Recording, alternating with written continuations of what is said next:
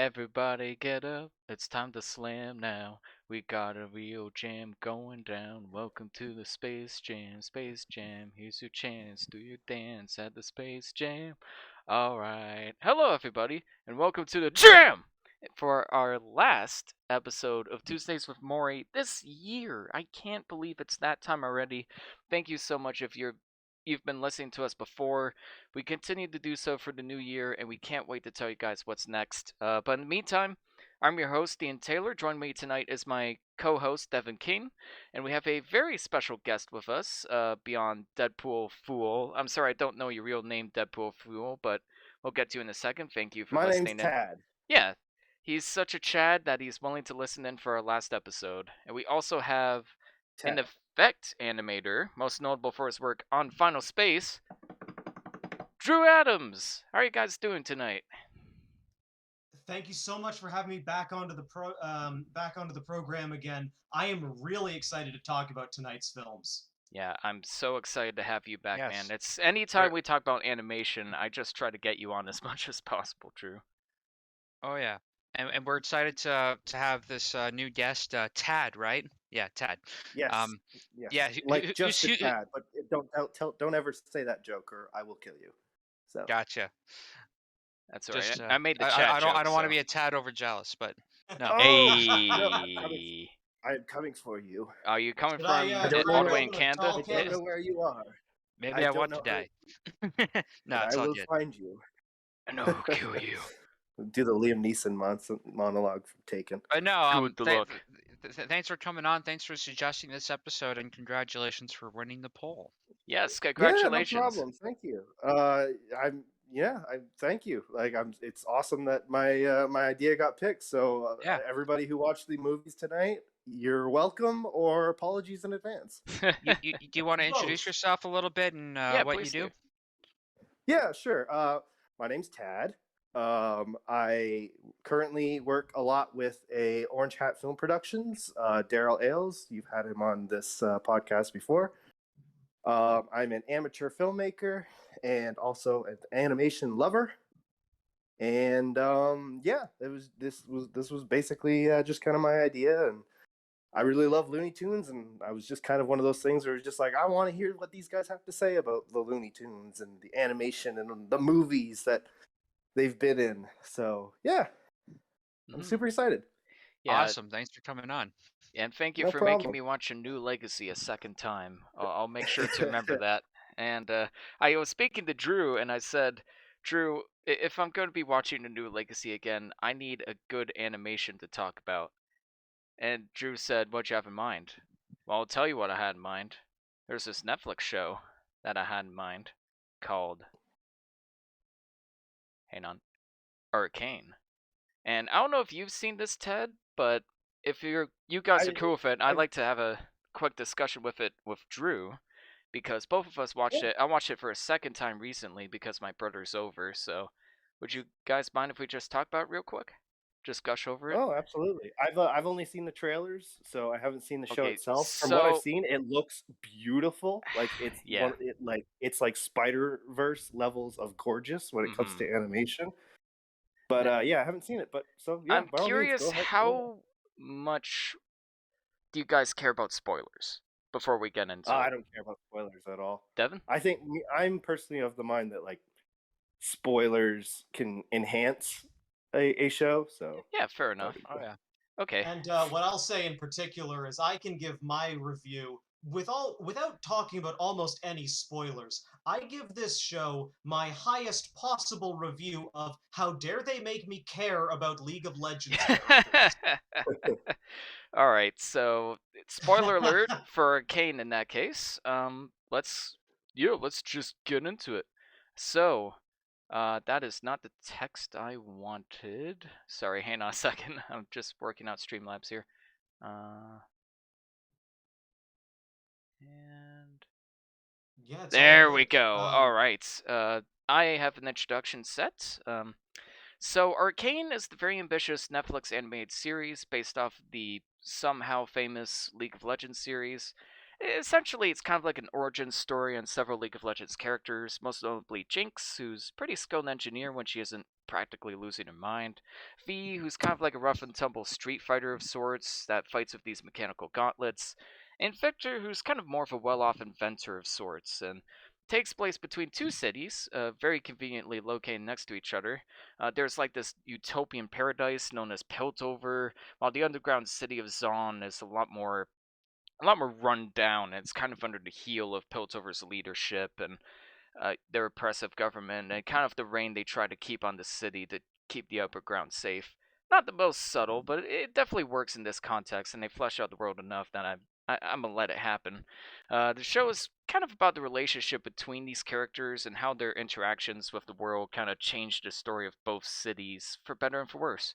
Now, I'm going to preface this by saying I really couldn't care less about League of Legends. I never touched the game, never really looked into the lore.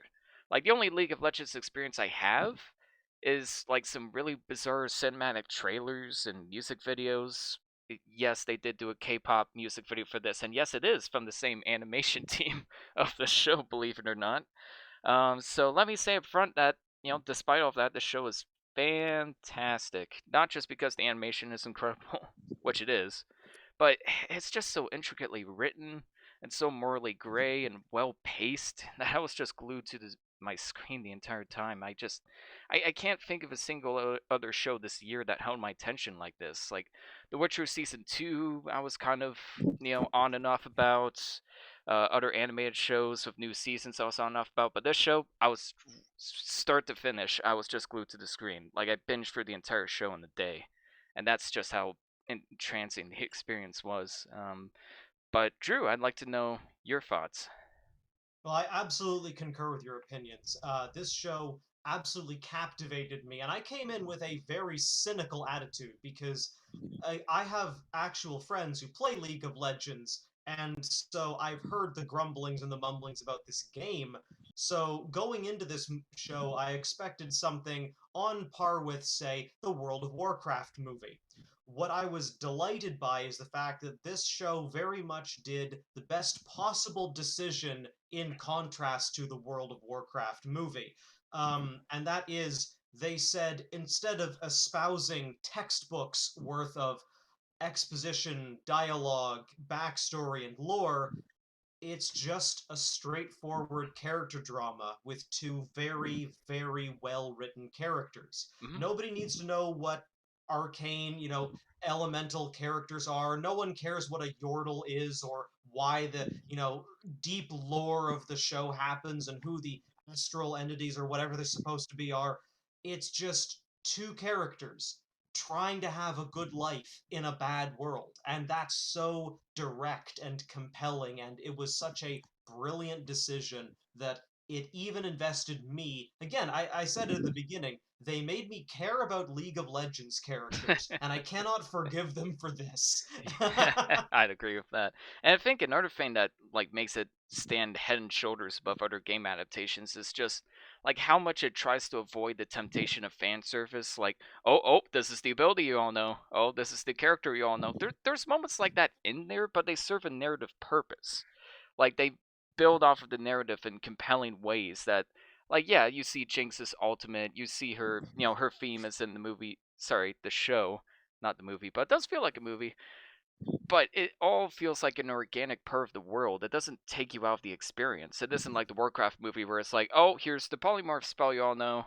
All right, we're done with that. We're never gonna address it again. Moving on. Like there's nothing like that in this movie. Sorry, I keep saying movie, but it is like a cinematic experience. It is like a 6-hour movie broken into several episodes, much to the point where it's kind of split into 3 acts. Like the first act is about their childhood, the second act is about their teenagehood, and the final act is built into their adulthood. And I think that was a very wise decision to kind of structure the episodes like that, and just part of why it makes the episodes go by so long, because it feels like you're watching 3 separate wholes in one entire season.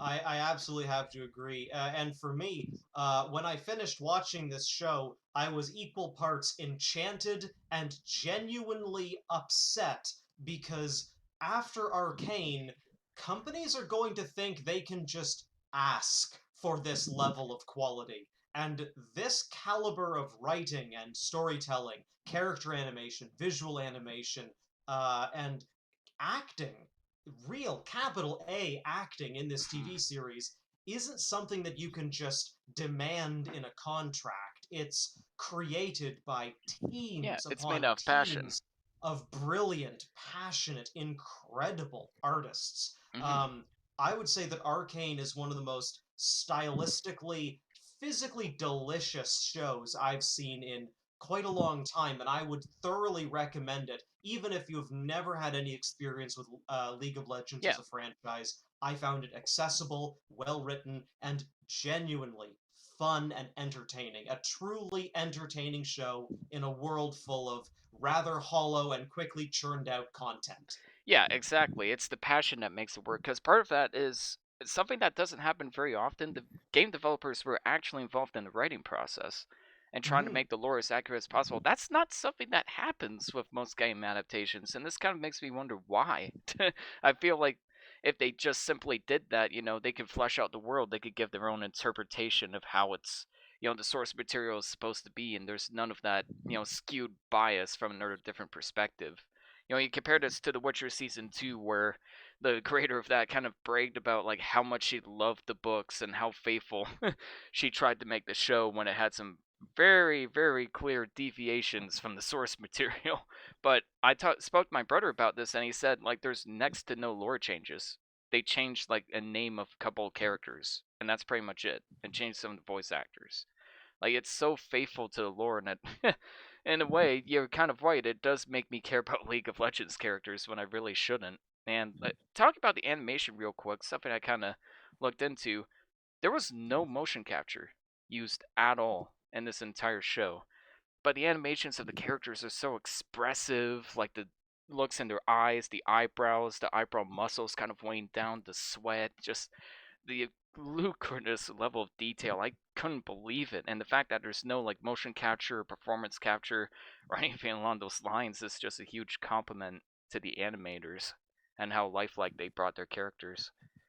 This is something very interesting, I'll say very quickly, and will probably, unfortunately, get brought up later on as the podcast goes on. But one of the things that loads of people in my industry, and I'll say this as an animator myself, many people forget that animators are actors. We Mhm. aren't simply drawing a picture just for its aesthetic, but it must move and act as a character itself. And the animators on Arcane Mhm. really pushed their performance to such incredible levels. They are full body, capital A acting with these characters, and it was just truly a delight to watch.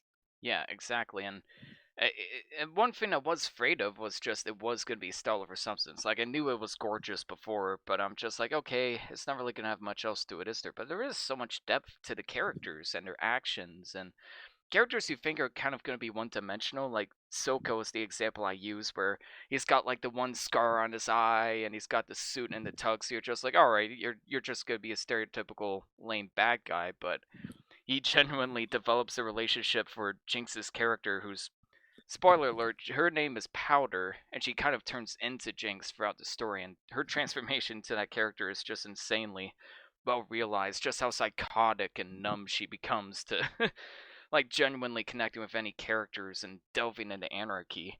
It's kind of how I wanted Harley Quinn's relationship with the Joker to be in the Suicide Squad movie.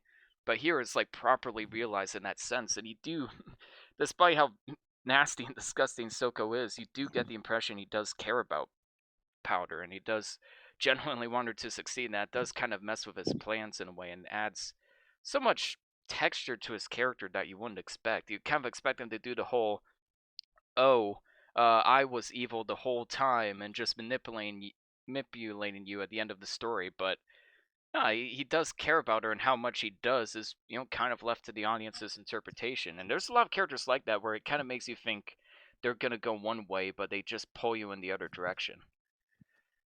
In a way that's Hmm. satisfying, not in the Ryan Johnson subvert your expectations kind of unsatisfying payoff, but something that just genuinely keeps you excited and interested. No, I had so much fun with this TV show, and I guess Drew's reviews is that it's a relatively short show. Hmm. It's only what 9 episodes at 40 minutes apiece. Yeah, it's only about like 6 hours long. Yeah, you could do significantly worse on Netflix, and honest to goodness, I would say if you're a fan of really, really good quality computer animation and storytelling, and you really haven't had that satisfying fantasy story experience in a while, definitely check out Arcane. It totally surprised me. I didn't go into it with high expectations at all, and I had an absolute blast from start to finish. Did you have any issues with it? Because mine are very minor.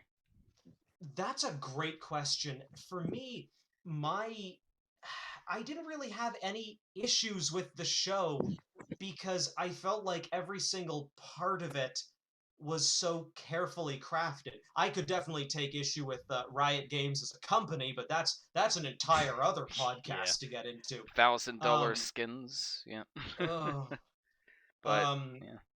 Yeah, I gotta say, this show for me, uh, as an animator, I'm actually not a character animator, I'm a visual effects animator. So my favorite part of this show was seeing the 2D hand-drawn smoke and sparks and Yes, visual that's accents.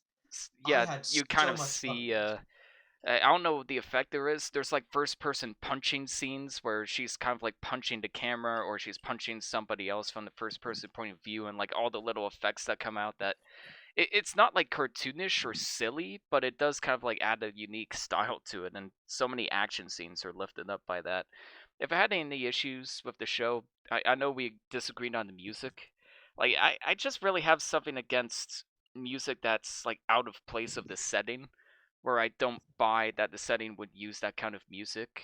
It's remind me a lot of Baz Luhrmann's Great Gatsby in that sense, where let's just have some pop music in the middle of an action scene, or let's just have music explain the feelings of the characters. Like the epilogue is such a great scene, but Stain's song was just a little too on the nose.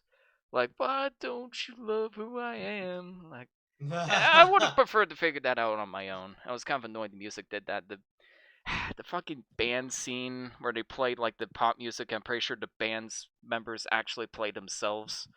I just had secondhand embarrassment from that. Like it felt like a Baz Luhrmann movie. I could not believe what was happening.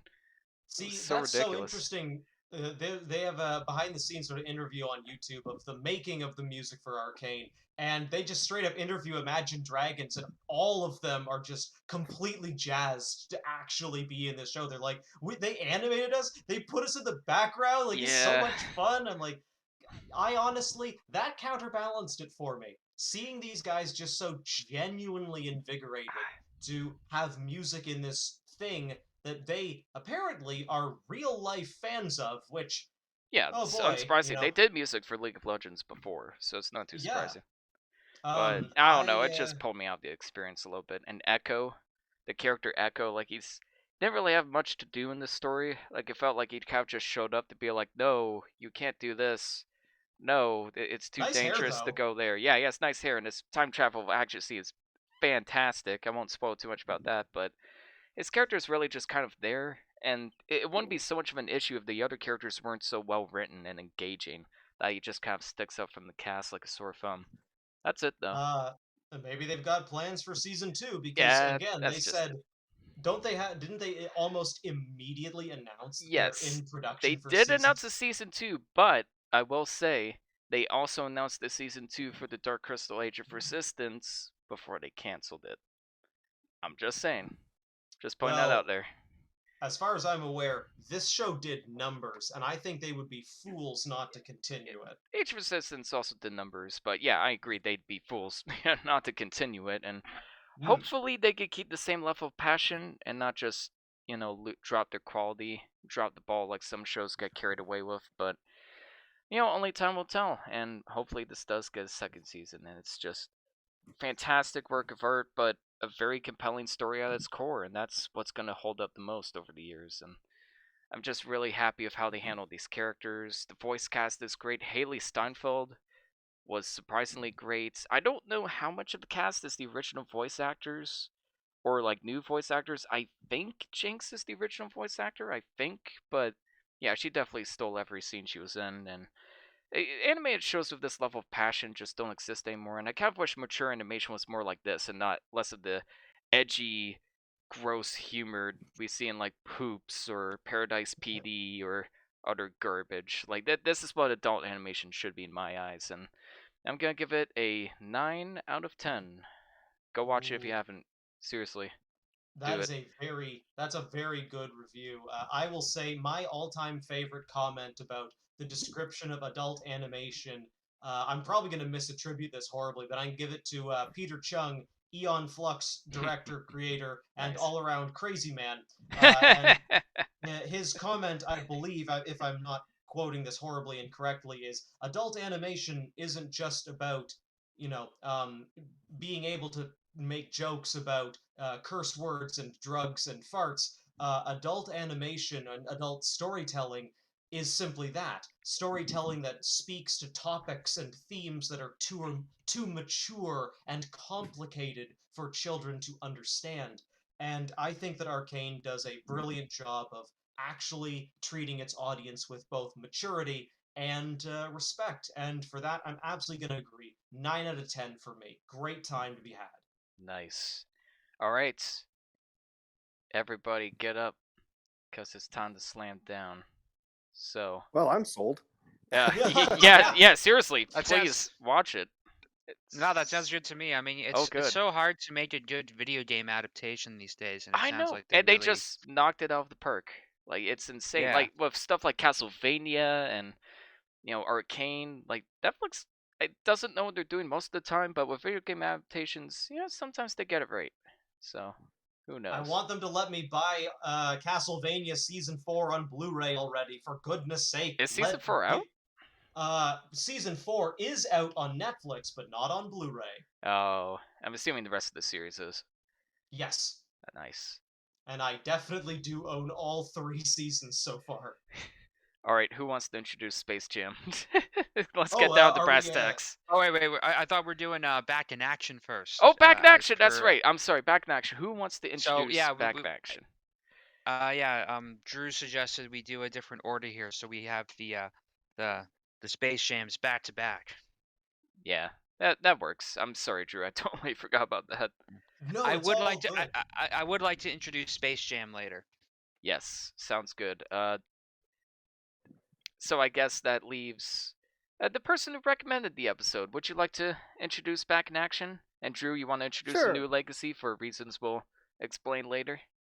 You know what? I would love that. All right. Spoiler alert for Back in Action because it's underrated Kino, so you don't want to be spoiled. All right, have at her. All right. Well, Looney Tunes Back in Action. It's an adventure movie starring Bugs Bunny and Donald Duck and Brendan Fraser and Jenna Elfman and Steve Martin. They're off to, Indiana Jones their way through some sort of a movie plot. And yeah, it's a movie directed by Joe Dante, who is notorious for having kind of a very loony career himself. Like most of his movies, he was very influenced by the Looney Tunes as a kid. He was also friends with Chuck Jones, who was the guy who pretty much made all the Looney Tunes who they are. And yeah, it's a very interesting adventure movie. It had a very troubling production period. At one point, it was supposed to be called Spy Jam and have Jackie Chan. They also thought about doing what was it, Skate Jam with Tony Hawk. It was supposed to be. So it's just supposed to there be was another another. Space Jam, just with another It Oh my God, sports was. that sounds celebrity. incredible. I That does imagine sound there's like incredible. parallel universes where all those different jams came to be. Well, was there also Chef Jam with Gordon Ramsay? Oh my God! Or Jamie yes. Oliver? I guess he was bigger in the early 2000s. So yeah, Anyways. that's Looney Tunes Back in Action. I mean, let's just jump right into it, I guess. This rabbit is fucking raw. Sorry, that joke came late. Ah, boo.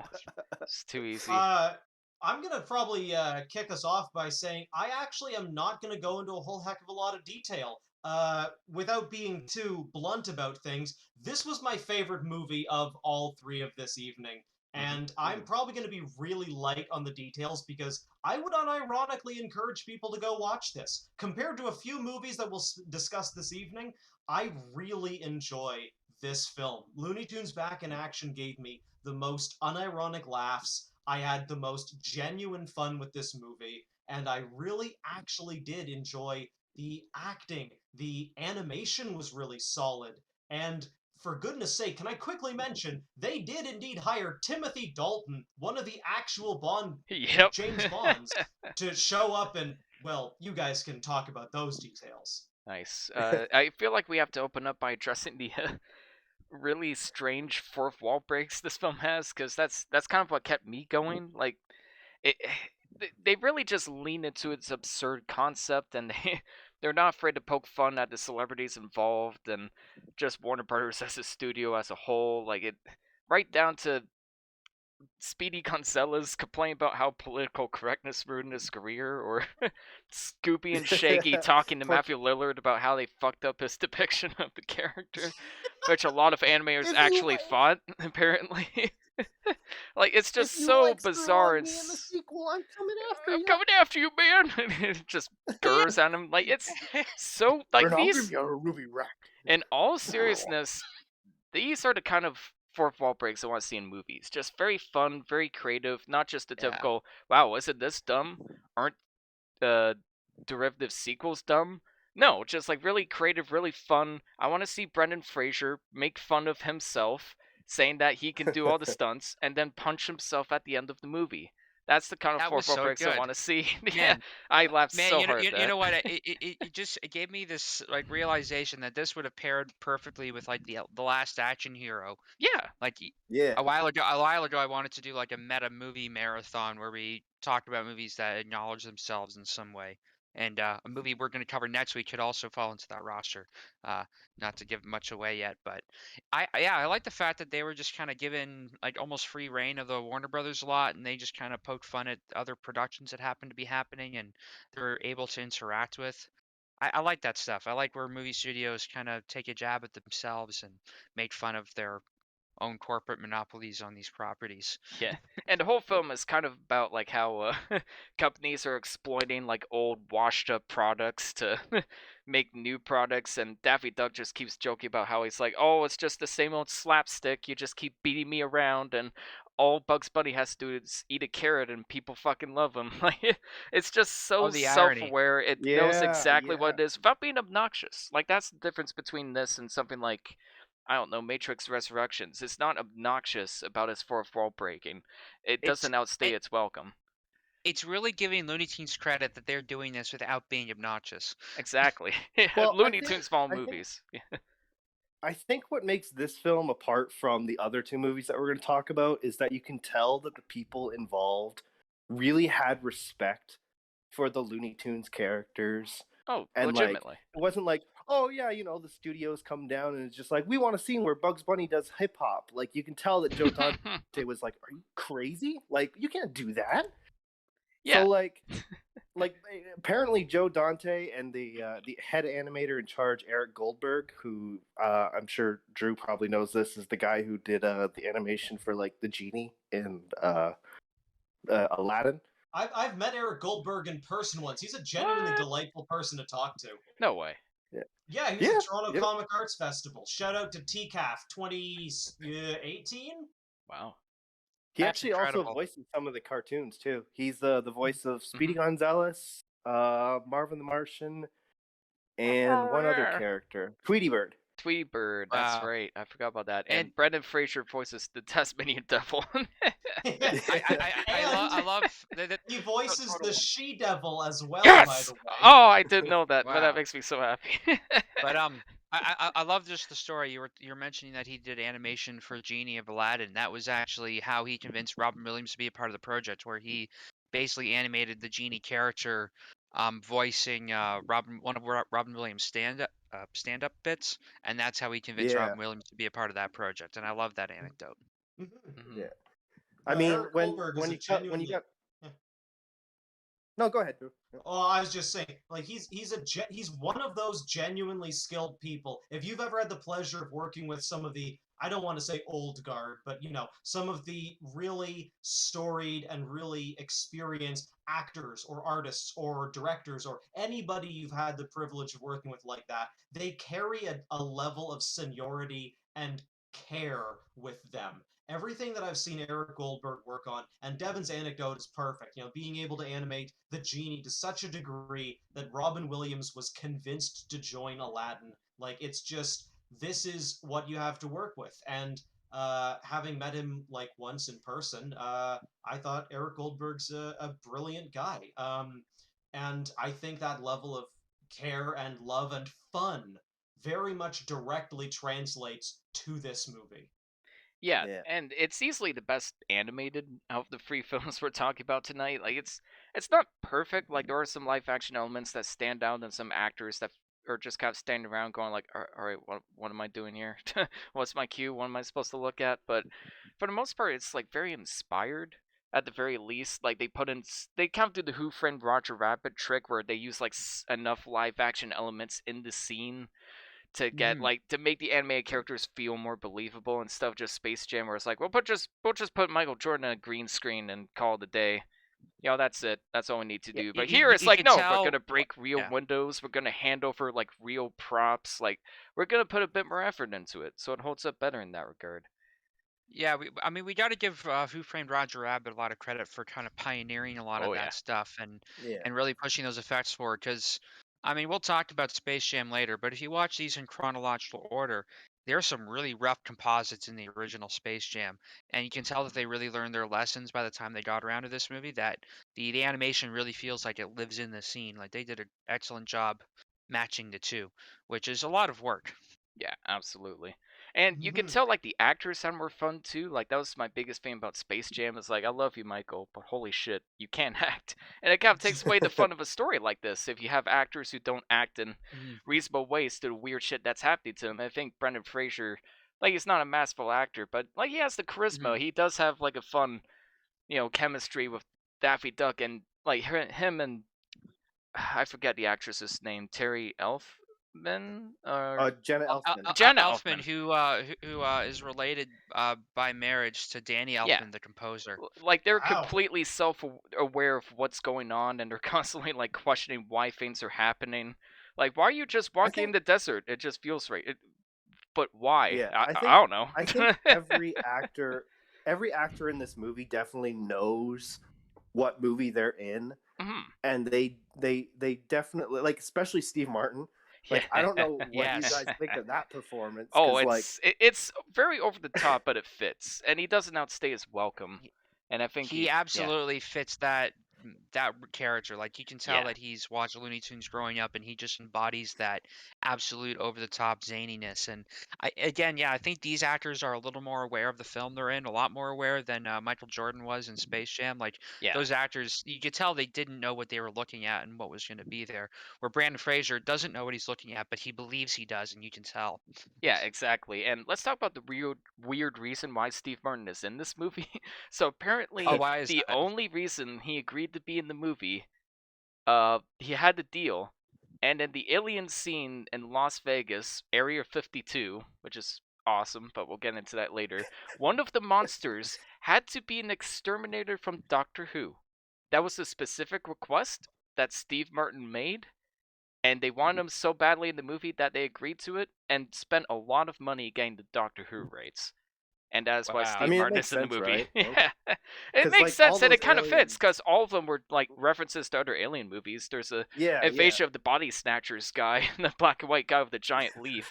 I didn't understand that reference until I watched it as an adult. So it fits. Like they're all just like dumb references to other monster movies anyways. So it's like, oh, a Doctor Who Wow. character doesn't stand out You, that much. I really love all the little movie references that are in this film, which Hmm. is quite a contrast to other films that attempt to do the same thing. But for some reason, they felt really refreshing here. And Yeah, again, it's just Warner Brothers making fun of itself. But there's that whole like psycho shower scene, yeah. and Yeah. and and, and, and, and Doesn't and you see anyone him. knock anymore? Damn, that was a good That's a impression. good voice. Yeah. But it's Yeah, like thanks, I was just reading this in the spoof of the Psycho shower scene. Bugs pours a great can of black Hershey's chocolate syrup, which is basically what they use in the Yeah. movie. But it's also a reference to the fact that Hitchcock used Bosco's chocolate syrup in the original scene, and Bosco was the first ever Looney Tunes character. Oh, Oh wow! didn't know that. See, It's a this movie joke is within a genius, joke. It's guys. jokeception. The Yeah, this layers. movie is One of the genius. what I wanted to say is that I very much appreciated this movie much more as an adult than I did as a kid. There's so actually. many jokes you kind of Um, understand as you get older. Like there's and you guys as well. I gotta mention my all-time favorite scene in this movie is like I'm a sucker for highbrow art humor, and so when they're running through an art yes, museum, that's the best scene. changing animation styles as they jump from painting to painting, melting through Salvador Dali, or being blown away as dots in a pointillist painting, or frig, man, even like Edvard Munch's The Scream is not a happy painting, but they just get a joke out of it because it's highbrow art humor. Yeah, You sort of get it as a like kid. he turns the gun into a bow. He tries to fire his bow. Like it's Yeah. so creative. I loved that whole Yeah. sequence. That was incredible. I love that they changed the things, and I love the line where he says, I think you should learn stuff when you're watching a movie. And then it cuts to Daffy like connecting the dots, like not learning anything. Like it is pretty creative. Oh man, no, sense. that whole Salvador Dali sequence was great. Just Yeah. the fact that they're all melting, it's like this is straight up nightmare fuel, and I love it. Yeah, speaking it's of that brilliant. sequence, can we also point out how much I appreciate that they didn't kidnap the girl for no reason? They just took what they needed and left. A Looney Tunes movie Yeah. has a smarter bad guy than a lot of bad guys See, in movies. Did you guys end up watching any of the deleted scenes out of curiosity? No, I did Ooh, not. No, Because tell us I about feel 'em. like Jenna Elfman is, out of all the performances, got robbed. Like all of her best scenes are in the deleted scenes. Like really? it doesn't. Yeah, Like what? and a lot more like referential humor, or like making fun of the fact that like she's the love interest. Like they do a little bit in the movie where it's just like, Yeah. oh yeah, like if this was a The movie, we'd you fall and in I love would in the hook up end. together. Yeah. But like, there's a great deleted scene at the end. You know how at the end when she's talking to the dad and she's like, "I'm a big fan of your son." Yeah. Like the joke they actually really originally went was Brendan Fraser's like, Dad, this is Kate. We have nothing in common. We argue all the time. We haven't kissed yet." And then she's just like, "I think he's the one." God, that would have been so good. Why did they cut that out? That's such a good joke. Damn. Can we? Man. All right, let's talk about the best joke in the movie. Sponsored by Walmart. It's Oh, just the Walmart Walmart. shows Oh up my out God. of fucking nowhere, and then they go in and they come out and they're like, "Oh, thanks to saying Walmart so many times, we got free stuff from Walmart." And the pacing is so Is it a good. Like every Mirage or joke is like, Discount "All right, placement? we did that. Okay, moving on." You don't get to linger on it. It's so was good. so good. Again, so creative and so fun. And again, one like, of the to movies to talk contrast about kind of- later just became everything this movie was making fun of. Exactly. That's just what I was gonna get at. It was just like it, like, at least this film, when it's like, oh, we got to sell out a little bit. It's like we're gonna make fun of the fact that we're selling out, or like we're sponsoring. Whereas like I think that's missing from the other two movies. Mm-hmm. Yeah, exactly. Like it Like doesn't. they make a little eye roller kind of joke, but then they continue to do the thing anyway. Where this one really lets you know, hey, we're selling out and we're doing this stuff, and it makes fun of itself even more so for doing that, Exactly. which I appreciate. I think there's a delicate balance between, just hanging a lampshade on something and saying, "No, yeah, whatever, it's funny, haha," versus actually leaning into and making a proper punchline joke out of, taking a corporate sponsorship. And again, the Walmart scene, yeah, it's as blatant as it gets, but it made me laugh. Oh, it was the hardest I laughed in the movie. For sure, the punching Brendan Fraser in the face, like that was just. I just wish more celebrities would be willing to take the piss out of themselves like that. Like it's just so entertaining to see, and yeah, there's so many jokes like that in the movie. There's Also a lot of jokes that could not get made in this day and age, unfortunately. Like we talk about the whole political correctness joke, and it the singer who's basically a slut, like she's so sexualized that it fits, but it's kind of ridiculous, and that's kind of what they're making fun of too. Though is like all the like hot Bond girls and their skin tight outfits that they just happen to have lying around, and there's a Well, joke I what want to about talk about with Steve Martin, and he's kind of creeping over this one girl, Marjorie, I think her name is, and he's like, "How'd you like a kiss?" And she's like, "Ugh." It's like that's what they all say at first. I'm just like, "Did you make a Harvey Weinstein joke in Oh, your God. kids movie?" Is that not what they were intending? Like, I don't know what they were going with that, but if What it about was, the wow. what about the joke when they're in Paris and he's just like, "Sir, sir," and he pulls over like Pepe Le Pew and he's like, "There's a man. He's got that woman and she's in a bag." And his response is just, "Ah, it is spring, is it not?" Yeah, I Like, love Cindy here. Yeah, we'll talk about Pepe Le Pew and Space Jam: A New Legacy, but No, honestly, like there's you see what I love so much about, some of this style of humor is that there is a very good I think this movie actually does handle its adult humor very well. I think that there's a balance Mhm. between the humor that I enjoyed as, watching this movie all the way back in 2003, and there's some humor that I definitely did not appreciate at all until I watched it Mm. again this year. Yeah, it's the Shrek effect. It's part of what makes it age so well is that you've got the childish humor, but there's also just like those subtle adult jokes that I didn't understand as a kid. But what makes it work is that it's subtle.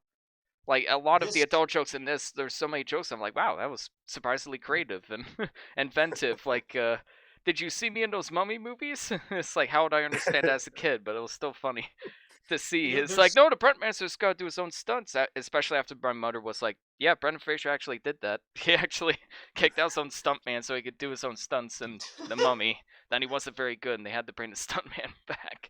I want to mention something though, and that is that at only 93 minutes long, I feel like this movie has so much more happening in it than I would argue, to be very insulting about it. More happens in 93 minutes in this movie than both Space Jams combined. I 100% agreed. agree. I 100% I agree with I that. agree 100%. This movie's so like jam packed wall to wall with jokes and references, and it's Yeah, it's a good time. it is. Like, it's far from a perfect movie. Like, I think anytime they use CGI, it looks terrible. Like, the CGI dog and the CGI satellite at the end look particularly dreadful. I thought Daffy Duck I usually find Here's the funny, thing. but I found him kind of annoying in this movie. Just the Doesn't irony it? of Daffy Duck not working with Bugs Bunny does kind of come But true in like, this movie. doesn't the CGI kind of? It's like it doesn't bother me that much because it's like a cartoony CGI. I don't know. It still kind of bothered me a little bit because like it'll never be Oh as yeah. good as a cartoon, you know. I mean, Well, it's very 2000s like CGI, but again, it's cartoony, so like the limitations do lean into the style. Mm, yeah, I'm I gonna don't know. have to agree with Devon on this one, and I think that all the CG works best when it doesn't try and be what it's not. When they need characters holding real props, just top of my head, Wile E. Coyote answering a cell phone or a phone attached to a Yeah, or cactus, Daffy Duck holding the monkey, the blue holding the monkey. monkey. Yeah. These are real objects, and they look flawless because they're real. When the CG tries to look like what it's not, which is real, that's when things get pretty rough for me, Yeah, and we Uncanny will get Valley. into Yeah, that later. for sure. Yeah, and it doesn't pull me out that much. It's just kind of noticeable because I'm a fan of the hand-drawn stuff so much. I guess that is a little hard to pull away from. Yeah, there's stuff like that. There's some obvious live-action elements. You know, some of the acting. Linda Elfman has a entertaining line. Sorry, I think I got her name wrong again. I'm sorry. She's a very nice lady. Jenna Elfman. Jenna Elfman. Yeah. She has some funny lines, but she really can't act. She's probably the worst actor out of the cast, in my opinion. They compared to Brendan Fraser and Martin, yeah, Steve Martin especially, who are just completely hamming it up. Like she does kind of stick out like a sore thumb. She does kind of feel like that actress in a live action cartoon that doesn't know what they're doing. But yeah, I also want to say the reviews for this film are depressingly low. Like it only has like a 64 on Metacritic. The Letterboxd was really low too. I mean, Uh should we even mention the box office versus its budget? oh Ooh, yeah. yeah. What the This Yeah. fuck movie happened there? this movie lost over $12 million, and I don't know how that happened Oh, I'll because tell this you how movie that was. happened. It Oh, released the same week as Lord of the Rings, Return of the King, oh, and which Pixar film came out in 2013? I think it's in Finding Nemo. 2003. Yeah, Finding Nemo. Same week. Like it just oh yeah, 2.9 on Letterboxd. The fuck, guys? What is with this shit? The movie is better than that, and you know it. Sorry, just wanted to say I that real think the quick. Tuesdays with Moire are going to be. We're going to have some pretty hot takes this episode. Yeah. Uh, yeah, you guys are cowards. This film is Kino. You guys don't know what you're talking about. But you know, Letterboxd also gave Crashing Through the Snow a 3.4, so we don't always agree. Christmas Hallmark movie got a higher rating than Looney Tunes Back in Action. I just There want to is let that no sink in. justice. There really is not any justice in this world.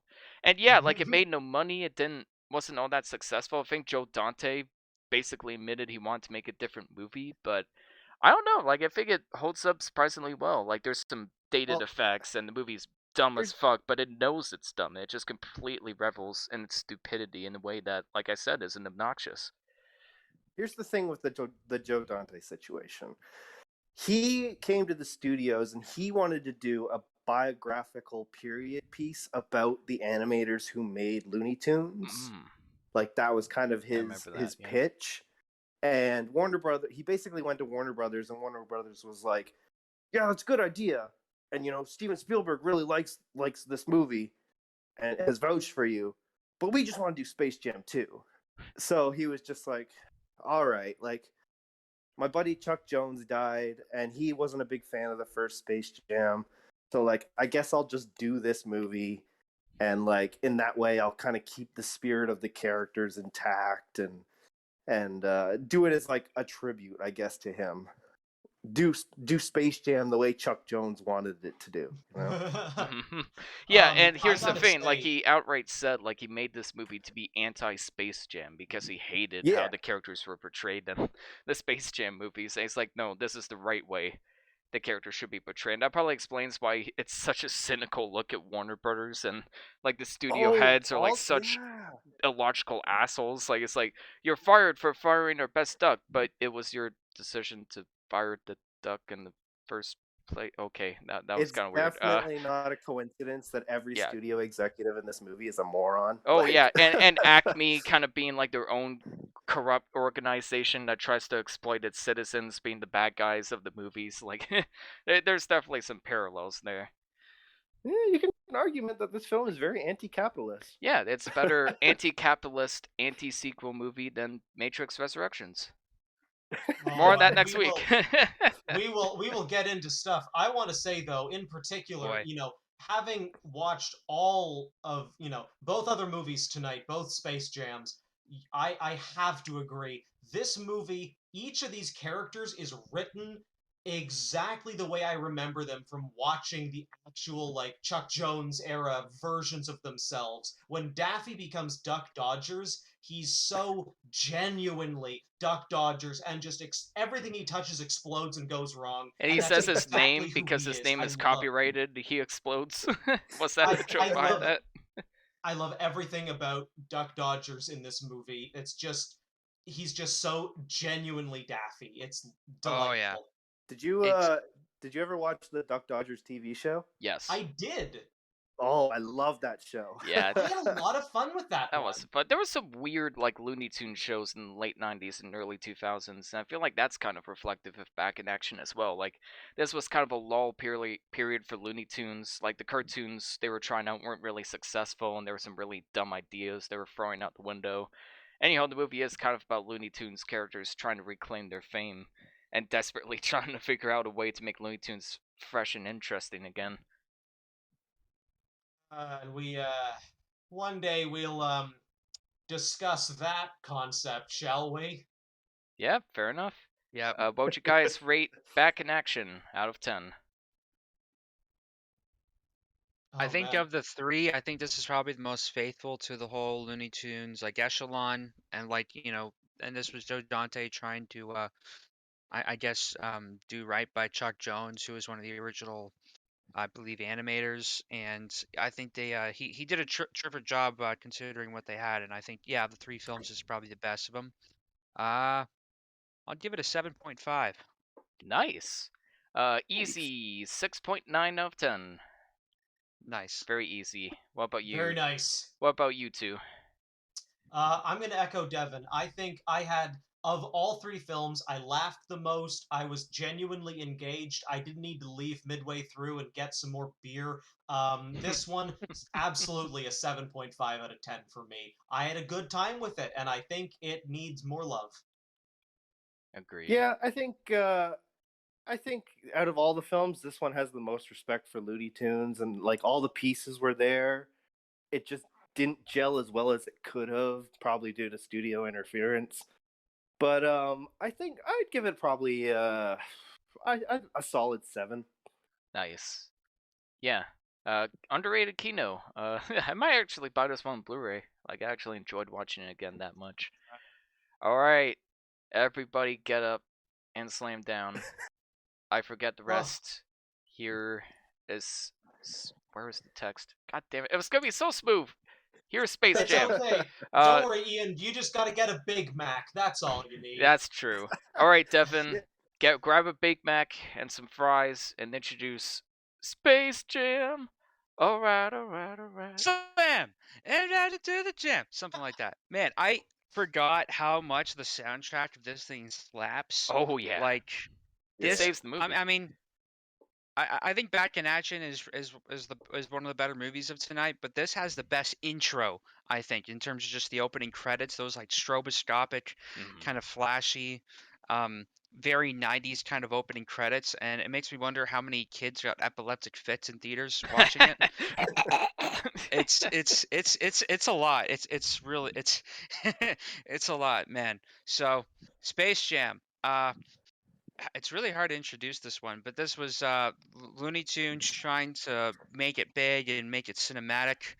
Um, trying not to do the Pluto Nash thing. I don't know if Pluto Nash happened before or after this, but it feels like of that era for some reason. Also, hi Daryl, you're listening in now. Yeah, hi, Just wanted Daryl. to acknowledge that. You're Yeah, welcome what's to up, Daryl? yeah, you're welcome to add some comments in later. But yeah, this is the first cash grab. I mean, cinematic adventure of Looney Tunes trying to appeal to the modern youth crowd via basketball, and bringing on Michael Jordan, who is the biggest basketballer of all time in the 90s. Um, and the first 12 minutes of this film is all about him. It's all about him growing up as a young kid, shooting hoops and being too noisy for his dad. But there's a nice, bonding moment between them, which is very sweet. And man, going back through this was such a fever dream. I kept freeze framing certain shots. I finally picked up the DVD that was in the $5 bin, Looney bin at Walmart. Um, Of Shout out to course. Walmart again. But Yeah. it's one of those movies I always see there, just in the $5 discount bin, and I decided to pick it up because it felt like the right format to enjoy it. And yeah, Well, you know It what? So sure is a Space Jam. you mentioned a comment, but honest to goodness, summarizing this movie actually does like sound like an absolute fever dream. Imagine, I want to know what the elevator pitch for this was. You sit Yeah. down with some executives and you say, "All right, so Michael Jordan exists. Meanwhile, on an amusement park planet beyond the moon called Moron Mountain, a gremlin Moron Mountain. a gremlin voiced by Danny DeVito himself, God bless him, says, "We need more attractions. Get me the first thing I see on TV, the Looney Tunes. Get them." And they say, "But they live on Earth." So the aliens go to Earth, but the aliens are short, and the Looney Tunes don't want to go to Moron Mountain. So they say, "Fine, we challenge you to basketball because you're short."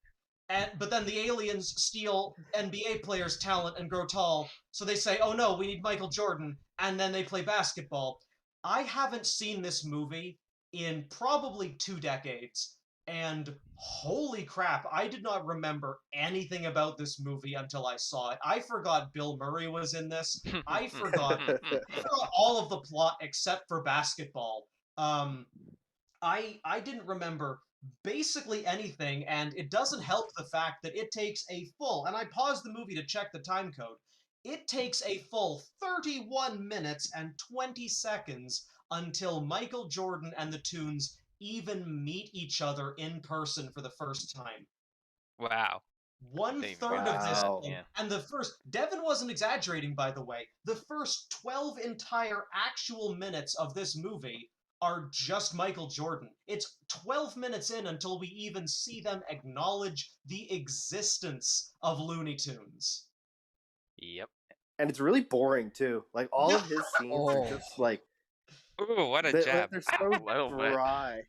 But they're kind of funny in the sense that, like I mentioned, like celebrities poking fun themselves earlier, and yeah, there's scenes where they gloat. There's scenes of the Looney Tunes going like, "Wow, he's so good at basketball." But I did kind of appreciate like them making fun of Michael Jordan's baseball career, and the kid who's named after his real son tells him he sucks, which I thought was kind of funny. Just the irony of his technical son telling him he sucks, and it's like from that perspective, I kind of enjoyed it, but Wow. yeah, otherwise I agree. Like that's so, especially as a kid, like you're watching this, you'd be like, I don't know who Michael Jordan is.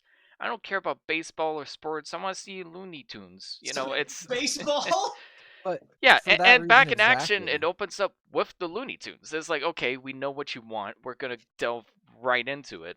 Yeah, but here it's like, is this? Yeah, I kind of thought the same way. Like I had no idea if I even watched the same movie because it felt like something completely different. Besides the soundtrack that slaps, which we gotta talk about other songs in the soundtrack, like the Space Jam theme, "Fly Like an Eagle," Michael Jordan's theme, "I I Believe believe I I Can can Fly." fly. This was the highest I selling believe album I can of the fly. 90s. The highest selling It, album of the 90s. That's That's insane. good. it doesn't, that makes sense to me because all these songs are fucking bangers. Yeah, I It, agree. Like the soundtrack carries the movie for sure because man, it does not hold up too well overall, unfortunately. Like it oh wasn't my god. as funny as it used to be. It wasn't as interesting or entertaining. And this, a lot of it was kind of boring. I was having a blast with it. I don't know about you guys, but Oh, Thank you, hot Devin. I mean, I don't topic. know. Probably just because it was like 2 a.m. by the time I finally came around to watch it. But I, I was just having a lot of like layers of ironic fun with it, and actual fun too. Like I just found the absurdity of it really entertaining as like an adult rewatching this. Mhm. It's one of those things. I mentioned this to Tad earlier. He was asking, are there any movies that you loved as a kid but hate as an adult or found out kind of sucks later? And I said, for me, one of the movies that I unironically loved as a kid was Batman and Robin, but now I completely ironically love as an adult. Exactly. It's like I'm still hanging on to my enjoyment of it, but my reasons, my set of reasons Yeah. have completely changed. I love it because it's terrible and absurd, and I think this might it probably falls into that same category. Yeah, it's like a guilty pleasure category. I get that. Oh, And not even guilty. I fucking love it. yeah, Just Drew. Drew. because it's terrible. I have to say, hot topic, Drew. I actually think the live action segments were more funny and interesting than the tune segments because when it got to the tune segments, I just really checked out. It got so repetitive. It wasn't anywhere near as funny or witty as like Back in Action or the actual cartoons. A lot of it was just caca poo poo pee pee humor. There's a lot of butts because butts are hilarious. But in Well, the human sequences, the Oh, humor is a bit more the creative. Like Bill Murray with his dumb hat speaking to actual basketball players about either or not he can play basketball. It's like, isn't no, that I good? Is love it that. because I'm white? Like Is it because Bill I'm Murray hilarious. steals the show whenever he's on screen. Yeah, He's exactly. He great. admits he's friends with the producer. I'm just like, that's great. Like that's terrific. Like I love No, stuff like that, but when it gets to tunes, it's just so much less interesting to me. Well, the worst part is, Ian, I have to agree with you. I can even sort of get an ironic laugh out of the fact that Michael Jordan is not a trained actor. He's an athlete, and his performance is, Oh, he in some sucks. cases, hilariously deadpan. Oh yeah, But guys, what's going on here? Just a like, reaction to get dragged into the fucking tune underworld, and he's so just like, treats it like You it's could Nerd Day at the tell office. you could tell he has no idea what he's looking at. No, He he has really has no no clue coordination. what he's doing, It- which is Yeah. which makes it better in a weird A way. little bit, yeah. It did have some chuckles at his performance. Like when he's giving the inspirational speech and he couldn't be any less charismatic. No, it's absolutely hilarious to me. And so the problem that I have a lot with the animation is that though the animation is very technically competent, and I want to give an enormous amount of credit to a mostly analog production here. There's a lot of Roger Rabbit levels of work trying to be done. The fact of the matter is the characters don't really get a chance to actually shine as characters. And one of the reasons I wanted to start with Looney No. Tunes Back in Yeah. Action is because the characters have their own personalities so prevalent and at the forefront of their acting. But here, I often felt the characters were just shunting between scenes, casually standing around or in the background, or Yeah, they have not no really idea what they're making. doing. Yeah, You know, like they, the They're they every very now and again, interchangeable. yeah, every now and again they'd it's say a catchphrase. I wrote out a note here that's like, how many times does Sylvester say "suffering succotash" and then disappear from the film until he says it again? yeah, so many characters were like that, and it was very clear that they just animated a bunch of stuff and added it in willy nilly. Like there wasn't like a consistency to the plot line. Like the scene I mentioned earlier of the all the Looney Tunes characters oogling over Michael Jordan. That just feels like B footage. That just felt like a bunch of footage they scrapped together. It didn't feel like that was an organic part of the scene. It was just like, all right, we have some B footage of Looney Tunes characters going like, wow, look at them go, and we'll just shove it in at random. And so much Hmm. of the animated footage does kind of feel like that. And that's all. That's basically all the basketball games are, and that's why they're so boring to me. Those were the most boring parts of the movie, You know what's ironically. You know what's also kind of funny? The premise in of itself is kind of a betrayal to the Looney Tunes in general. Because, like, if you think about it, Bugs Bunny himself could probably totally outsmart these nerd Yeah, nerdy alien things. and he's like, such an or asshole do in something this. loony. Like he's such an Like, asshole in this where that's not the point of his character. What makes him so funny is that he's like the one passive neutral guy in an environment of assholes, yeah, and he well, only attacks them when they piss him And he off. would, and he would normally outsmart the stuff, and that was kind Yeah. of, I think when you watch as a kid, there's some conflicting feelings because the characters don't quite feel right, or there are certain things that happen that Mhm. wouldn't normally once again, happen in like the they have show. they they clearly had a checklist. It's like, okay, well, we have to have this story be about basketball because Michael Jordan's in it and he was in the commercials that this movie is based off You of. know, what else is popular Like, with kids? Looney Tunes, good. Smash it together. Done. exactly. And it's just like, I don't know. Like, maybe I'm just getting old and Better, yeah. more cynical. And, like, I don't know. When I watch this, all I can think of about is like a studio executive being like, whoa, whoa, whoa, wait a minute, guys. If we make a movie based on commercials, then we can make commercials based on the movie that's based on the commercials. Like, it's genius. Yeah, we can Like, make so much more That's money. exactly it. It's like this movie was based off of a bunch of really successful commercials that they made. Yeah, it does definitely have that feel to it. But there was some like clever jokes here and there, but again, they were all in the live action segments, ironically. Like my favorite bit of the movie by far was all the basketball players, the actual basketball players pretending Yes. not to know how to play basketball, and then they go to their doctor and he's like again, this is another movie that could not get made today. He jokes about like not being able to perform properly, and the guy's like, "No, what are you talking about?" Like that was hilarious. I the whole time just thinking, why couldn't the rest of the film be this creative and funny? Like this is yeah, Oh, but you know hysterical. what the sad fact is about that scene? You could completely cut it and lose nothing. Yeah, that's true, but I'm so happy it's there. Like it's I am as There, well. no, fair enough. Like, I absolutely loved the scene where they all go to like a seance fortune teller and she and she tells them tells them the everything plot, exactly and they're like, accurately, "What?" Like and that's then they just stupid. get up and leave. Yeah, that's if the film had more self-awareness like that, and Daffy Duck kissing his own ass with the Warner Bros. Symbol on it, I would have enjoyed the film a lot more. No, I'm telling you, like, for me, this film really was very, like, I have a few notes here, and for me, this film is paper thin. So when I finished watching this, 'cause again, I haven't seen this movie in years. When I finished watching this, I immediately followed this up with Space Jam: A New Legacy, and I remember leaving Space Jam 1996 thinking, "Holy cow! Like, this movie was desperately stretching for only 88 minutes of runtime, including its end credits. Like, this movie shows up, faffs around for a while, and leaves And it ends. fast. Yeah, like there's no like proper, there's no like 3 act structure or Yeah. anything like that. What made Back in Action work was like all of the different settings. Like, yeah, it's another Globetrotting movie, but it kind of worked with the pacing where it's like, all right, here's this silly thing here, but let's move on to something else. But here it's just like, all right, they get together for basketball and they play basketball for half a fucking hour. and that's No, just the rest of the movie. It's just the rest of the movie's basketball. There's no variety to it at that point. It's funny you mentioned Globetrotters because there was one scene, I forget which one, that reminded me of the Futurama episode where they collaborate with the Globetrotters, and I don't know if that was a take on if that was a joke off of this, but yeah. That won't surprise me. And yeah, like I was saying earlier, is that you can tell that some of these things are really slapped together. They had some very rough composites. Like anytime they had Michael Jordan as himself in the animated world, you could tell it's just him on a green screen, and they're very trying their best to really roughly track him in to make him look like he belongs in the scene. But more often than not, it just doesn't work. Yeah, and of course, it's so unfortunate to have they clearly didn't know how to direct him to look into thin air to pretend like he's looking at Bugs Bunny. He's just staring directly into the camera half the time. Yeah, it's like I don't know if they had the tennis ball on the end of a light stand trick developed then. I think they did. They had that for Jurassic I don't Park, imagine or something along those lines.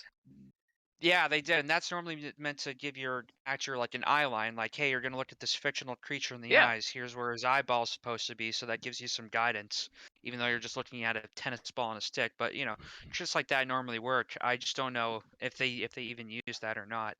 I was really fascinated by this. So the director of this is named Joe Pytka, or Pytka. And apparently he only did some like music videos before this. He directed like one Michael Jackson music video before this, but he hasn't done a lot of like feature films. This is like one of his first major feature fiction films that he did. And if you look him up on Wikipedia, there's a picture of him riding a dirt bike. So there's that, and the guy's like 83.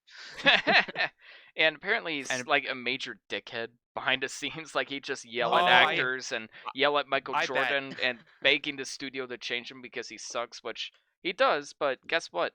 When an actor's bad, you get him to act and stuff. Just yelling. When Stanley Kubrick torments his actors, it's for a good reason at the very least. Like he clearly wants to get a good performance out of them.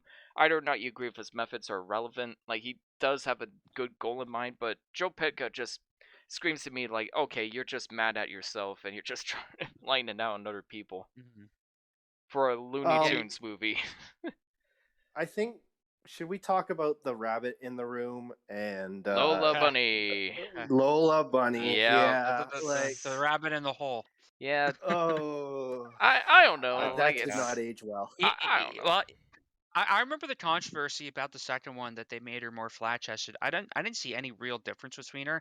I think it's just the cultural subconscious that it's exaggerated those features, specifically like Rule 34, that made that kind of major difference. Yeah, I didn't think it was that bad, as terrible as this sounds. Like it wasn't as sexualized as I was expecting. It's sexualized, and that's why she's in the movie. But at the same time, I'd argue she's also like the only person who can play basketball. Like she's much more capable of playing basketball than the other men on the team, so you could interpret it that way. No, it didn't bother me personally that much. There's something that fascinated me, and that was that I actually, I remember this is Lola Bunny's first appearance in anything. They made her for this movie, but I forgot just how little of the film she's really in. Like, I swear, she's only in the latter half hour of this movie? Yeah, she's the next Machina. She's just like, all right, we need another basketball player. There you go. She has maybe like 5-10 minutes of screen time total. Just like in the sequel. Even. She's barely in it at all. But the shots she's in, you can tell they knew what they were doing. Oh yeah. And people wonder why furries exist in this day and age. Yeah, that was the thing that kickstarted it. Yep. We all know The it. Lion King too. Come on, a little bit of Scar. Yeah, that's true. Oh man, when Nala looks at Simba, everybody knows what that face. That's right. Everybody knows. But yeah, I was gonna say, Honestly, though, for me, I thought I had a lot of fun with the actual character animation itself in this movie. Yeah, Like, it again, looks good on this. its own, but when it combines with other elements like the live action, the CGI's even worse in this movie. Like the White Knight blowing up Oh, was not an image I needed to Oh see, god. but they put it in no, the movie this. anyways, and it's in the Also, credits. That image is in the there's credits. there's Wayne Knight blowing up, and you can tell they're really proud of it in the credits. But also, there was the first shot where Michael Jordan gets crunched up into a Oh basketball, god, and yeah. you see his face looking like the It's Scream, it doesn't. and it's straight nightmare fuel. Yeah, and it's like lifting from their hands, like they don't even properly grab it. Like it's so. I know it's the '90s, but come on. Firmly grasp it in your hand, sir. Who Framed Roger Rabbit came out at least 10 years before Space Jam. Come on. Oh man.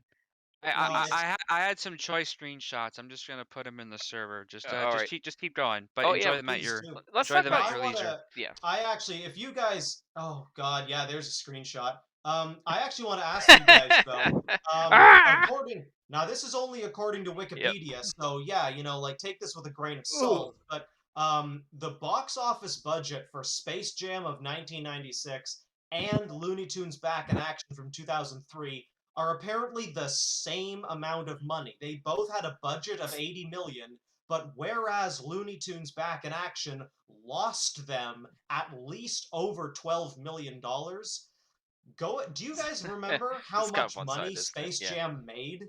Yeah, it made like over $200 million, I It think. made $250 It's million. insane. That combined with Wow. like all of the money they made on merchandise and all of the money they made off of like the CDs, like we talked about how much money the music made. That's insane. Like that's ridiculous. I can't believe it did that well. It must have been just Michael Jordan and people being big on basketball at the time. Well, and I'm telling you, like this actually I want to bounce an idea off of you guys. I think that that's star power, and I think that that gives a negative like positive bias in a negative way. The executives, I feel like the executives looked at this one and said, "Oh yeah, we slapped Michael Jordan in this and we made $250 million on an 88-minute runtime." I mean, that is Uh, genuinely yeah, crunched for time. a lot of animated films were around that time, at least in the 80s and 70s and all of that because they couldn't afford so much animation. So it wasn't that the runtime isn't that weird, but yeah, like you said, it's just ridiculous amount of Yeah. animation. I'm seeing some of these pictures here, Devon posting, kind of one-sided, isn't it? That was a pretty funny joke. I like that joke. Yeah, that was good. And Dan Castanella is in the movie. He's in the scene with the aliens hiding in public. And by Yes, the way, yes, he they is. 100% make a jerk off joke in that scene. 100%, Yes, they they make a do. jerk off joke. Oh God. It's like he's doing something funny in his pocket there. Oh God, yes they do. And I recognize Dan Castellaneta just from his voice, but also like I was a huge fan of The Simpsons, so I looked into them. And man, Dan Castellaneta, he did like literally like 100 voices on that show, and It's still insane. does to this day. It's insane. Yeah, these are just some choice screenshots that I had from the movie that just caught my eye. I love freeze frame technology. No, it's Some of them powerful are like stuff. Yeah, legit. Bugs Bunny Ugh. grabbing Lola's ass. Yep, good stuff. Well, no, that's him trying to shove her out of the way before getting crushed, which I remember that being a very emotionally effective scene when I was younger. Like, just sacrificing yourself, getting crushed. I don't know, it was a lot for me as a kid. Although, well, when you see where he's putting his hands, I'm like, yeah, if you're gonna die, that's That's a good way to go. Worth it. Worth it. Lads, I wonder if Bugs needlessly attempting to sacrifice himself and achieving nothing doing so will become a reoccurring theme. No, I wonder, no. Why would you? Oh, What? no. No. Why would you say that? No. I Oh wonder. no. So sorry. Back on track though. Back in action. I really did enjoy No. Space Jam. Oh, It yeah. it has aged in many ways. I still had fun with it. It gave me a Yeah. few laughs, but I think that this episode tonight is going in my descending order of enjoyment. I really liked Back in Action. Space Jam was still fun, and I think that in particular I agree. The music is really what holds up well in this movie for me. And a lot of the character acting is pretty decent, but I think just when they let their actors do anything, when Bill Murray shows up at the end of this friggin' movie and goes da da da da, that to me, Yes, that put the biggest smile on my Yeah, face. that's so that's good. that's the bow. And then he just retires. And my to end canon everything. is that this is canon. This is canon for Bill Murray's attempt at basketball, and that's why Yep. it doesn't That's play great. anymore. It's canon. What would you guys give Incredible. Space Jam out of 10? I can't think of a rating more deserving than 6.9. It's just Yeah, I'm yeah. kind of fighting between a 4.5 and a 5. I'll give it a Ooh. 5. But yeah, it's not a great movie by any means. It's very dated. A lot of it's boring. A lot of the acting is terrible. I didn't find it very funny out the live action segments. But it does have great soundtrack, some great hand drawn animation, and the jokes that were funny were pretty hilarious. But yeah, I don't think I'm watching this one anytime soon. Versus the Kino that's back in action. Yeah, I'm gonna probably be a little bit more generous. I'm gonna give this a 6 out of 10 for me. The music is great. The actors, the actual actors, are really good actors. Very competent animation I'm all sorry, round. And Michael again, Jordan is a very good actor. he's not an Oh, actor. He's a sports. He's and he's a White Knight basketball was player. terrible too. I Like, also like the fact that his family isn't actually played by his family. They're all different and people. they're still And terrible actors. I just imagine Michael Jordan waking up with this movie saying, "This isn't my beautiful house. This This isn't isn't my my beautiful wife. automobile. And the day's gone by." So I'm gonna give this movie a 6 out of 10. I had a good time with it, and I love that it's very clearly an unashamed like product of its time. I had fun with it. I'd probably go watch something else though. Yeah. Oh What yeah. about you, Ted? It I don't know. I think this is very middle of the road. Like it's harmless, but it's also like it definitely hasn't aged as well as I thought. Like this was one of my childhood movies, and looking back at it, like it's okay. So I'm just gonna say a very middle 5. Yeah, I'm kind of with you there. Just very middle of the road. Some parts of it how worked, a lot of it comfortable didn't. is that fence you're sitting on? Very, very comfortable. And I'm sure Well, at that. least I don't have to sit on this fence alone. All right, and we're gonna Oh, be true. falling off that fence soon enough, because next up, it's time for a new legacy. Yay! Oh Watching it yes. for Let's second time let's because slam you again. guys hate me. I guess. Drew, do you want to introduce this pile of shit? Uh, Can't wait to do the sloppy seconds. Go on, Drew. Yeah. no, it'd be my pleasure. I really wanted to talk about this one directly after Space Jam because I think there's so much fun stuff to compare and contrast against, a movie that is over 20 years of difference between the two of Oh them. God. Well, I gotta say it, and so to be really harsh about it, I honestly think that Space Jam: A New Legacy has arguably somehow a thinner plot even than its 1996 original. So, in Space Jam: A New Legacy, LeBron James exists and is good at basketball. He Wait, has wait, a wait, wait. Do you mean LeBron James? I certainly do. Sorry, I just I I decided to correct your pronunciation there. Go on. And so LeBron James exists and plays basketball. Don Cheadle plays Al G Rhythm, a somehow sentient computer algorithm who has an inferiority complex because no one knows he exists. He decides in a brilliant move that he will attempt to capture the most, I guess, popular sports star slash celebrity of their time and usurp his popularity to gain his own notoriety and fame in an otherwise uncredited algorithmic hell that he lives in.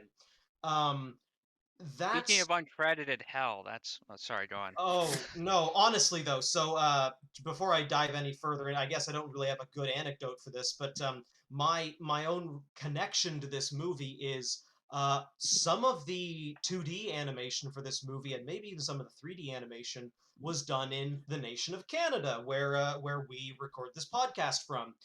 And at one point, quite some time ago, obviously before the film came out, I actually got an email in my inbox from one of the companies that was contracted to work on this movie, and they tried to hire me to do visual effects animation for a very late cut of the movie. For a week. The details that the talent scouts gave me was very, very brief. It was simply, hey, Drew, do you want to do some, clean up some loose ends before the movie comes out?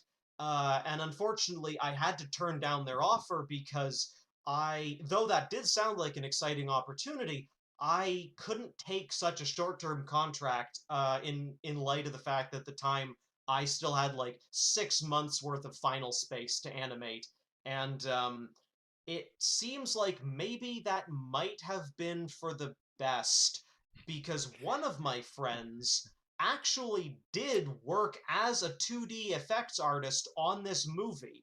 And I hate to do this to him yet again, but I'm not going to go into, name names and details. But one of my buddies actually was not credited in the end credits of this movie. And then Oh, when Boo. Warner Brothers put out an apologetic tweet saying that here's a few more names of people they forgot, my buddy was forgotten a second time off of their tweet. Wow. Uh, oh my so, Shit. so my friend Ryan's kids still don't believe that he worked on this movie. Maybe How does that's that for the happen? best. It's Space Jam, a new expediency. Well, what ends up happening, I strongly suspect, is that this movie was big. If you watch the end credits of this movie, there are so many different companies that were subcontracted to and given some brief work for and getting this thing together. I suspect that if people were able to talk about the behind the scenes of this a lot more, like this movie has stuff going on in it. I mean, for heaven's sake, like just the premise alone of, hey, there's for some reason there's a like an Agent Smith style sentient algorithm trapped in the Warner Brothers computer servers that wants LeBron James to play basketball for him. And have you felt, audience members, that your eyes are glazing over at the thought of this concept? Um, I strongly suspect an enormous amount of this movie was just trying to make anything happen at all. So Mhm. this wasn't like a sausage party scenario where like animators worked on the movie and then like they were forced to like work ridiculous hours and it was like, oh well no, you're gonna work like 24 hours a day, 7 days a week, and if you don't, you're not getting paid and you're not getting credited. It's not like one of those, was it?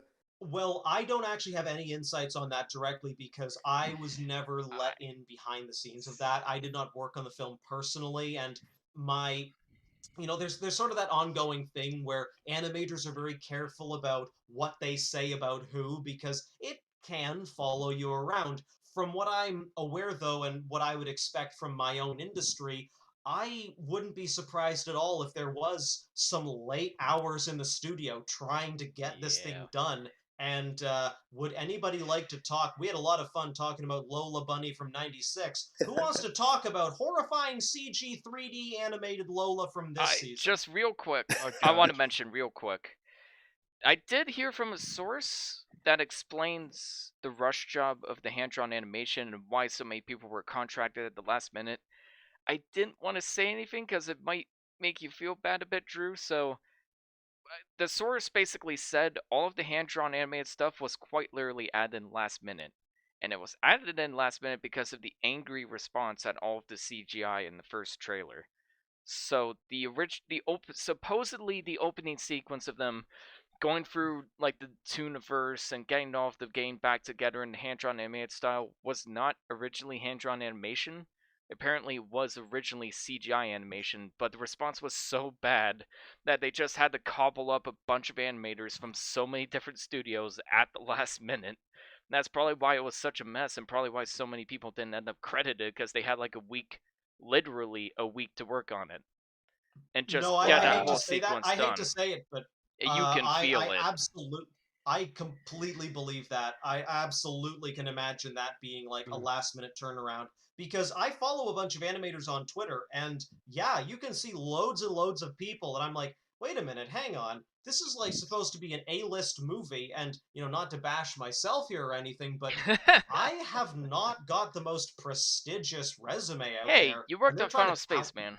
That's pretty This is true, prestigious. but I also worked on Sunny Day, and somehow that has more seasons, and so the world has no justice once again. But um, for me, and I'll tell you another amusing anecdote, I actually saw Matrix Resurrections the other day, and then today I rewatched Looney Tunes New Legacy, or Space Jam New Legacy, and I actually titled my notes for this Looney Tunes Reloaded because Yes. so this movie, if the original Space Jam was struggling to pad out its runtime, this movie revels. At 115 Yeah. minutes long, it revels in just making references to previous Warner Brothers media. And there's an amazing scene, no spoilers for Matrix Resurrections if you feel like watching it, but there's a scene where a character explicitly says to another one, so we want to do another Matrix. And the character says, but we did a Matrix. We can't do another Matrix. And the first character says, yeah, well, we're owned by Warner Brothers, so they're going to do one anyway. Yep. And I Yeah. think that is probably the most real comment I could make about Space Jam: A New Legacy. Like, hey, take a shot every time you see Agent Smith in the background of the cartoon basketball game. Take a Or drink any every of the time you other. see the Droogs from A Clockwork Orange in a Oh fucking my background. god. Or Or, the nuns from the Devils. Yep. But Or like, Pepe Le Pennywise Pew, from It. oh no, he's too much. Pepe Le Pew's Yeah, too it's like, much. We gotta get look rid at of the all these theoretical characters and rapists for properties actual that we have rapists. legal, intellectual Yeah, rights a over 100%. in the background. This film exists for two reasons. I said this in my review. This film exists for two reasons. Okay, one reason is to sell HBO Max subscriptions for all of the different Warner Brothers products, and the other one is to massage LeBron James' ego. Holy shit. Okay, so we mentioned with the other films that the actors weren't afraid to poke fun at themselves with the whole, baseball face in Space Jam, or Brendan Fraser playing himself as an egotistical douchebag. They had some fun, like poking holes at themselves, but in this, every other fucking scene is just people going like, wow, you're the best, LeBron James. You're really the best. You're so good. You're so good that I gotta put you on my team, and my team will literally be unstoppable. Like, that's every other conversation, and there's just, it just LeBron exists. James. Yeah, it's like, I know the real reason why LeBron James is in this movie, so people can jerk him off for 2 hours. It's so obnoxious, and like, there's just nothing like, Back in Action or Uh, Space Jam and self-referential humor or poking fun at itself, because it's completely unaware of its own stupidity and just how soulless and corporate the whole production is, that it's just, it made me feel drained after I was done. I There, so, there genuinely is had to go out there for a is one walk. thing I wanna there is one thing I want to contrast that I thought was interesting. So, Michael Jordan, the original film, has a family and he has a home, and I imagine none of those are like, well, it's not his real family, and I imagine it's not his real home either. But it's like a very kind of usual suburban kind of house. Like it's a little upscale for Yeah, sure, but it's not like a mansion. LeBron James has his own basketball court, and with he lives in dispensable he basketballs. yeah, he lives the highest echelon of life, so there's no humility there, even if it's like artificial humility. There's none of that in this. Yeah, no, exactly. He I. doesn't feel like a real person. And can we talk about the dumb subplot of his wanting his son to go to basketball camp, and then his son wants to go to E-free game camp? Yes, this movie has a budget of $150 million, and they call the camp E-free game camp. The, Sponsored the by writers Walmart. the writers clearly didn't know what E-free is, and that they'd never have their own camp. Yeah, 100% the writers of this movie have no idea how video games work or how the internet works. Oh yeah. But I'm Well, not I so expecting mean, much from a And Space like his Jam movie, original but coast makes him his original coast discourages him from distracting himself with a Game Boy, so he tosses a Game Boy in the garbage. Yeah. Why? Let's Yeah, what the fuck? You spent just like to, $200 on that. just to play devil's advocate. I think we should at least acknowledge that LeBron James is probably a better actor than Michael I Jordan. disagree. I disagree immensely. Really? Immensely. I Oh disagree. There were no. so many scenes where he's trying to act sad and he's trying to act emotional. Anytime he tries to be funny, I just had secondhand embarrassment. It was like there was Sure, but something like more that's Okay, so charming about. I think Yeah, LeBron James knows the movie he's in, where Michael Jordan wasn't quite sure I yet. that was more charming to me though. Whereas here it's like you True. know the see like movie you're in and you still suck. You still no. fucking See, suck. Michael Jordan's performance is just wooden. Yeah, Like when he's just but like, it was funny. But here it's like you're trying, but you're failing, so it's just cringy. Well, So but I at want least he to. tried. are we wanna talking about ask Michael A. Jordan or Michael B. Jordan? Oh God. That I will I- admit I that will was the say that is one one of the funny best part of jokes the in the movie. movie. Yeah, that was the I, only laugh I had throughout the entire film. I did actually laugh at that. That was great. Yeah, that was pretty Um, great. And him just showing up being like, what's going? Okay, like well, that's lads, as smart as the humor gets. I Yeah. thought he aged very well. I wanna get referential I on don't know. I everybody. personally Oh like. boy. Go for it. Does anybody have a favorite reference world they visit briefly? I No. think that Roadrunner and Coyote in Mad Max world was very fitting. It's That was so great. stupid. I hated I that. loved No, it. it's so lazy because It's it's like we're just stupid, gonna and go. I fucking love Yes. it. They Yes. just went over live action footage and brushed it in After Effects. Like it's so Yeah. fucking lazy. I hated Uh, that so much. I I, appreciate I I appreciate several of these. Oh, sorry, Devon. Yes. no, I just enjoyed it for that in and of itself. Like, this is a stupid movie anyway, so I might as well enjoy that they Like, actually reference the movie I like. I don't know. Yeah, they reference here's the movie the I like, thing. and they I would reference Rick and argue. Morty, and I love Rick and Morty, and Dan Harmon does a fun job with their appearance in the movie. But again, their Oh appearance God. makes no sense and has no narrative ties whatsoever. That it's just like a referential humor for the sake of referential humor. That's not what humor is. Here's So the thing. I would actually argue. They didn't go far enough with all the referential humor. I think they could have gone farther. Like, why is it that we're fighting a goon squad of like characters that are also based on like Yeah, basketball characters? Like, if you're gonna do Warner Brothers properties, why not have the Looney Tunes play a basketball game against like the Warner Justice Brothers League or something. properties? Yeah. Yeah, I feel like they could have gone a little further with it and just be even more ironic, and it could have been. But there's no Uh, irony to it. That's the problem. They yeah, that's the became what they problem. were It's making fun of in the other movies. yeah, so more or less. Yeah. I'm so struggling to find things I like about this movie, honestly. and I think Sorry, this is Drew. why. Well, this is why I wanted to do Space Jam from '96 compared to New Legacy from 2021 because I in particular I want to compare and contrast the Monstars and the Goon Squad. At least with the Monstars, yeah, they're goofy and they're silly, but there's a reason for me to care about them as antagonists, right? Yeah. You know, Exactly. Very true. they have real interactions with the Looney Tunes before, during, and after their game. But with the Goon Squad, just algorithmic entities invented out of thin air by. I can't believe this movie. I did not like Don Cheadle. They made me not like his character, He's and so bad. I can't forgive them for that. And Don I Cheadle's great, but he's terrible in this. Yeah, no, exactly. They did not give him a good role. Like he's a good actor. You and can they tell he didn't give just him. looked at the script and was like, "Fuck this, fuck this. So I'm not This doing anything with this. Like, what do this you want me plot to do?" is so dystopian too.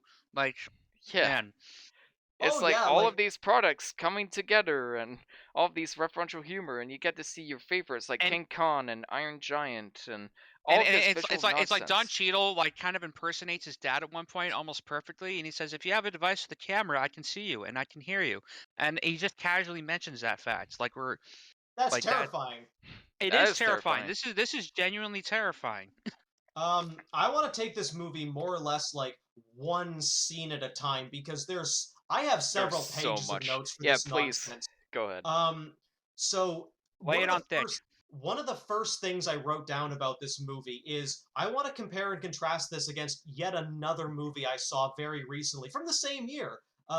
Dune versus Space Jam: A New Legacy. The first thing I see of LeBron James in this movie is him being angry at his children. Compare and contrast that against Oscar Isaac as Duke Leo Atreides in Dune.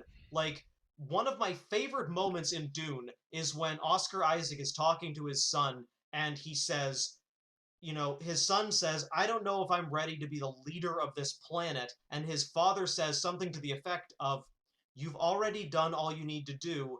You're still my son regardless. And I'm like, literally, Duke Atreides is a better father than LeBron James for all of this movie. Yeah, okay. I mean, And yeah.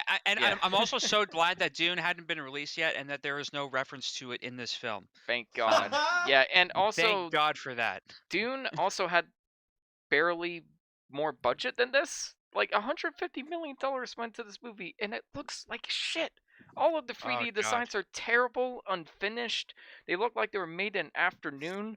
All of the Goon Squad look like Uncanny Valley nightmares, and like I thought the effects were particularly terrible. Like the water effects guy and the fire effects guy. Like there's so much of the effects on the screen. I'm like, I don't know what's happening. I cannot see the screen. I cannot tell what's happening. That's on a big 55-inch 4K TV. Yeah. People could watch And this on a smaller format and still be even more confused with all the visual noise. and I wouldn't fault the animators for that, because you can tell they're giving it their all, but it's just the broad concept and the conditions that they probably had to work on these things Yeah, didn't allow them to for sure. breathe or to be good effects. Like Oh, the animators can only do so much. Technically speaking, they, did as best as you can as they could, but it's just the end result just feels so cluttered. no, I absolutely agree with that, Devon. And for me, you guys probably saw this as well because most of you are filmmakers yourselves. You probably saw there's a scene where Don Cheadle, I'm not calling him LG Rhythm, it's Don Cheadle, is It's talking to Captain Planet. LeBron's son. When he's talking to LeBron's son, and he holds up a hologram that is the UI of his son's game. Ugh. And Don Cheadle says, with this game, we can make you a better basketball player. And if you guys remember that scene, Don Cheadle is delivering his lines, holding his hand out, and the FX animators have to animate that hologram covering Don Cheadle's face completely because they didn't tell him not to hold his hand in front of his face. And so Don Cheadle's face is totally obscured by this God. piece of visual effects, Yeah. and the crew has no other choice but to use that shot because that's what they filmed. Yeah, and you Yep. could like even the live action segments, like when they're just shooting with real people in real locations, it just feels off. Like the way it's shot, the way it's overlit, the way there's like this weird blue lighting effect, like it all Yeah. looks like a commercial. It all looks like a Also movie made the on YouTube, not for 150 Oh, million and fucking yeah. dollars. Just comparing like openings and like shots and whatnot, like the edit of this and the live action segments just feel so slapdash. Like it Yeah. cuts to like you get maybe this like really quick establishing shot, then it cuts to like an over the shoulder of the mom, and I don't know who this person is yet, and she's like talking mid sentence, like I missed what she was saying before this. I'm like, did my movie skip? Like what? Like is that just how the Nope. edit is? That's just how it Like is. some of those things where like in the original film you have this nice like boom shot from a crane showing this house and showing a little kid with a basketball, like basic filmmaking language that kind of brings you into the story, where this just kind of cuts to it and it just feels very abrupt and rushed together. So I have an awful question though. Which movie is more shameless, this one or Ready Player One? Oh my god. This one, hands down. This one. Yeah. It's close, but this one. Ready Player One was at least like, the book was like that, so they're trying to interpret it from the book, and B, it was just like 80s references. It wasn't just, oh, the studio made this and they're trying to sell HBO Max subscriptions. No, like it's a bunch of different properties. Like there's, it's not just Warner Bros. There's Warner Bros., but there's also Blizzard and 20th Century Fox and all of these video game characters. Like there's at least some variety to it. They at least space it out a little bit, but here it's just like, okay, we just want to sell HBO Max subscriptions, whatever, who cares? You're Oh just god. here for the nostalgia anyway, so we're gonna milk it dry. Also, like, you know what's funny? The villain, his big bad, is like the ultimate stakes. is just like, if you don't win this basketball game, You're trapped here. everybody here gets to stay in the serververse. And I'm just kind of like, that sounds badass. That's awesome. Are you Yeah. telling me, Yeah, are you like, telling what's me the that, problem like, I here? can go to the Matrix or I can go to the Mad Max Fury Road? Like, yes, lose, LeBron. Yeah, I know. I would love Yeah, that. there's no stakes. It's not like you're going to be eternal slaves for a Uh, horrible organization. It's like, oh, you get to stay here. Okay. Well, and other It's like vague it's the serververse, and I think the metaverse was announced not too long after this came out. yeah. Yep. No, I Oh want to actually God. talk. The stakes in this movie baffled me because when they said when Don Cheadle says, the stakes are if you lose this game, all the tunes get deleted. I literally paused my video, put my face in my hands, and said to myself out loud, "So do my DVDs just break? What does that mean? Yeah, And no. then You to mean they have the delete? gall, Do they then to delete have the the old? gall. Oh, Uh, sorry. do they To delete have the the old? gall. Sorry. Somebody talk. You have the go. I'm getting deja vu. It feels like a glitch in the Matrix. Go ahead. I'm leaving that Go, in. go ahead. Yeah. No, it's fine. It's like I don't know what they were trying to go with that, but the stakes did not feel real at all. I mean, they didn't feel real in the first movie, but they somehow felt more real than this. And the soundtrack carried the last movie. The soundtrack in this is so forgettable. It's just a bunch of generic, bland pop nonsense, and they don't use the Space Jam theme. I run through the whole Oh credits, man. the entire credits, and they don't even use the Space Jam theme in the credits, even once. Not That even a yeah, that remake. is a big crime. That is a crime. That's a crime against It's humanity. such. Even in the opening credits, they couldn't have done like a Yeah. remix of the Oh, original. and the opening like, credits Jam! look Like, so bad. Like, it looks like the It's intro such a I made for painful this channel. irony. It's such a painful irony they call this a new legacy because they absolutely tarnish it Yeah. tenfold. but but to get back to what you were saying, Drew, like the fact that like the stakes are like, oh, the Looney Tunes get deleted, and then Bugs Bunny gets deleted, but then at the end of the movie, he's Then just he like, doesn't. yeah, It's I'm a fine. toon. I can survive anything. Yeah, It's and just like, it everybody doesn't else is matter. in the main world, so it's like, yeah, it didn't matter. And I knew that going in. It's like, come the fuck on. Are we seriously doing this? Like, just bring them back already. You're not gonna kill off a very famous property. It's like Harley Quinn and the Suicide Squad. You're not gonna kill them off because it makes you money. Fuck off. Just skip to the end. I was like Carl and Up just yelling, skip to the end! What bothered me so deeply about that ending in particular, I don't care about spoilers for the audience, don't bother with this movie. Yeah, What please bothered don't. me so much is they make a big deal out of LeBron and his family getting sucked into this like Matrix AI hell that is the serververse. And then at the end, then at the end, LeBron James is just standing there and Bugs Bunny just walks up to him in the real world. No explanation for where he came from. He's just there. I literally thought I blacked out for a second and missed a Yeah, and scene. again, it's the jarring Yeah. editing. It just feels so slapdash and put together Oh in the yeah. last minute. Like, the whole film has that vibe despite being in production supposedly for so long. Like, it's so bizarre. Ah, man. How bizarre. How bizarre. Yeah. Some of the writing really, first of all, I don't think I actually mentioned this, but I was keeping track of this movie because after Space Jam 96, I wanted to keep track of it.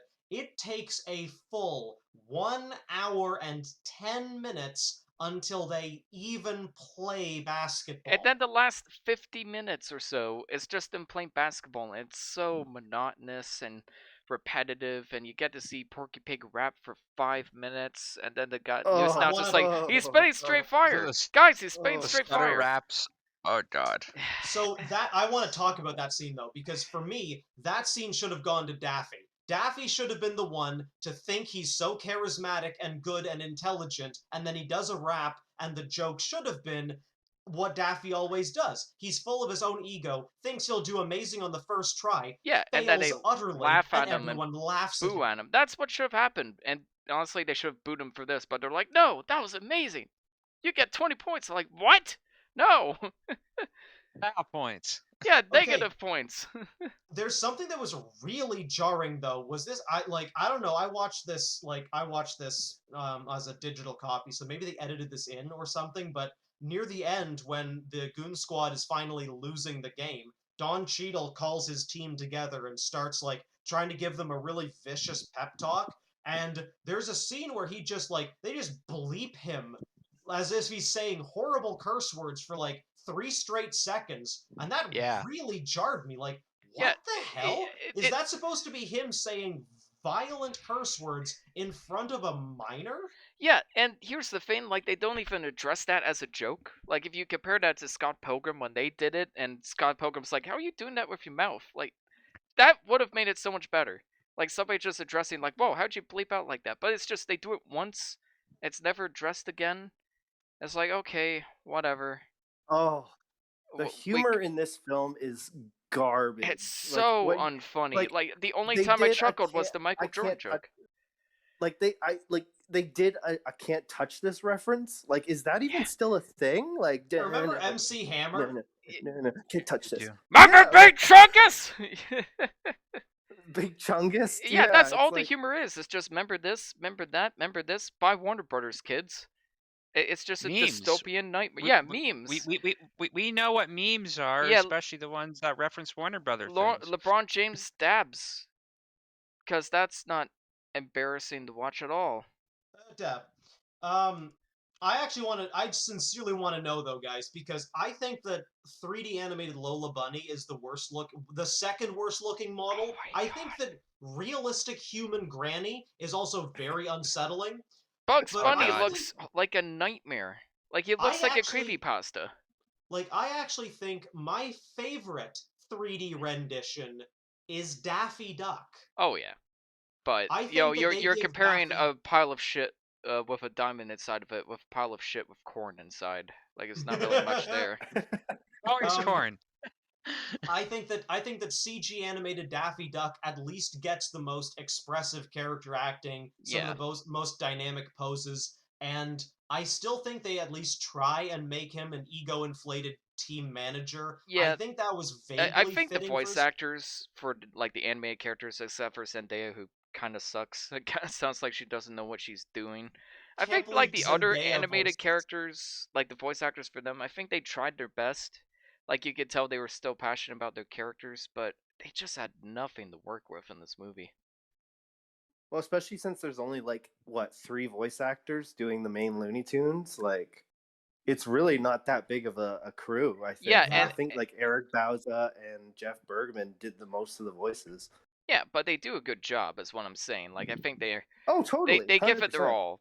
But that's the one good thing I could point out to this movie besides the Michael B. Jordan joke. There is nothing else about this movie that's even redeemable for me. I hate this film. Oh God. I mean, I was just reading lie. about Zendaya being in this because I remember her making a statement about being very selective with her roles. Like, she turned down a lot of other superhero roles after being in Spider-Man and wanting to do, some really prestigious art projects like Dune, and saying she was called up by Ron Coogler to voice Lo in the film, and offer she accepted because of her interest of working with Coogler and being a fan of the original, and then family history with basketball. I mean, at least she's not in it for very much. Yeah, Kugler dropped out of the project, didn't he? And No, someone else he directed produced it. He did produce it. That's right. And good job on that. No, what are we rating it? This movie was so baffling to me in so many different ways.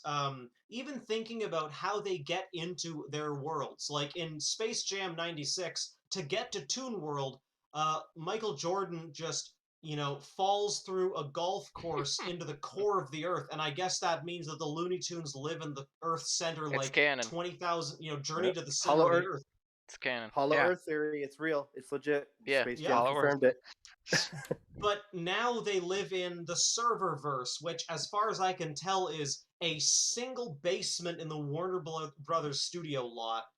And yeah, it's cool, but it's, I don't know. I would have liked to see a little bit more continuity, even compared and contrasted against the fact that Bugs acknowledges that Space Jam '96 happened.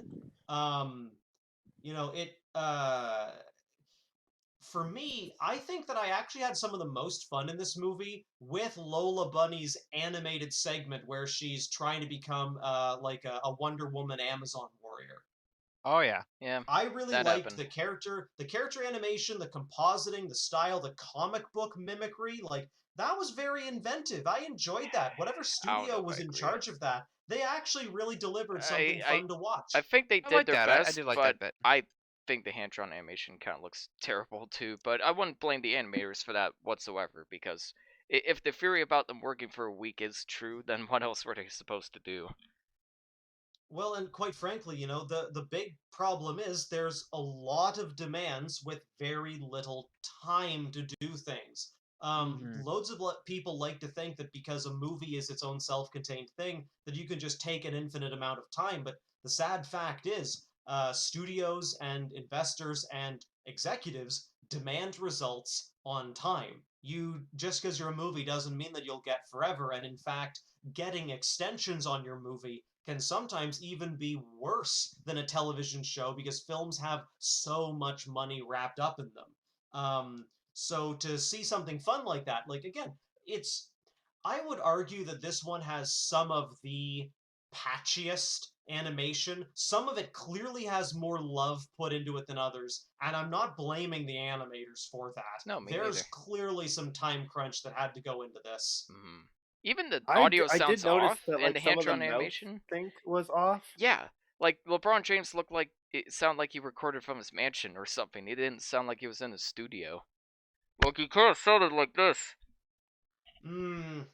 But not even just that, like syncing the animation to some of the lines. Like I did notice that like there was a few scenes. I think the one that stood out the most was when Daffy Duck Yeah, yells is cut in the and. DC Hmm. universe as Superman. And there's like, yeah, like the line just doesn't sync up with his mouth. And like, yeah, that totally He could have yells been like cut, but a it sounds crunch like thing. he's saying 3 seconds worth of dialogue, but he only says Yeah. cut.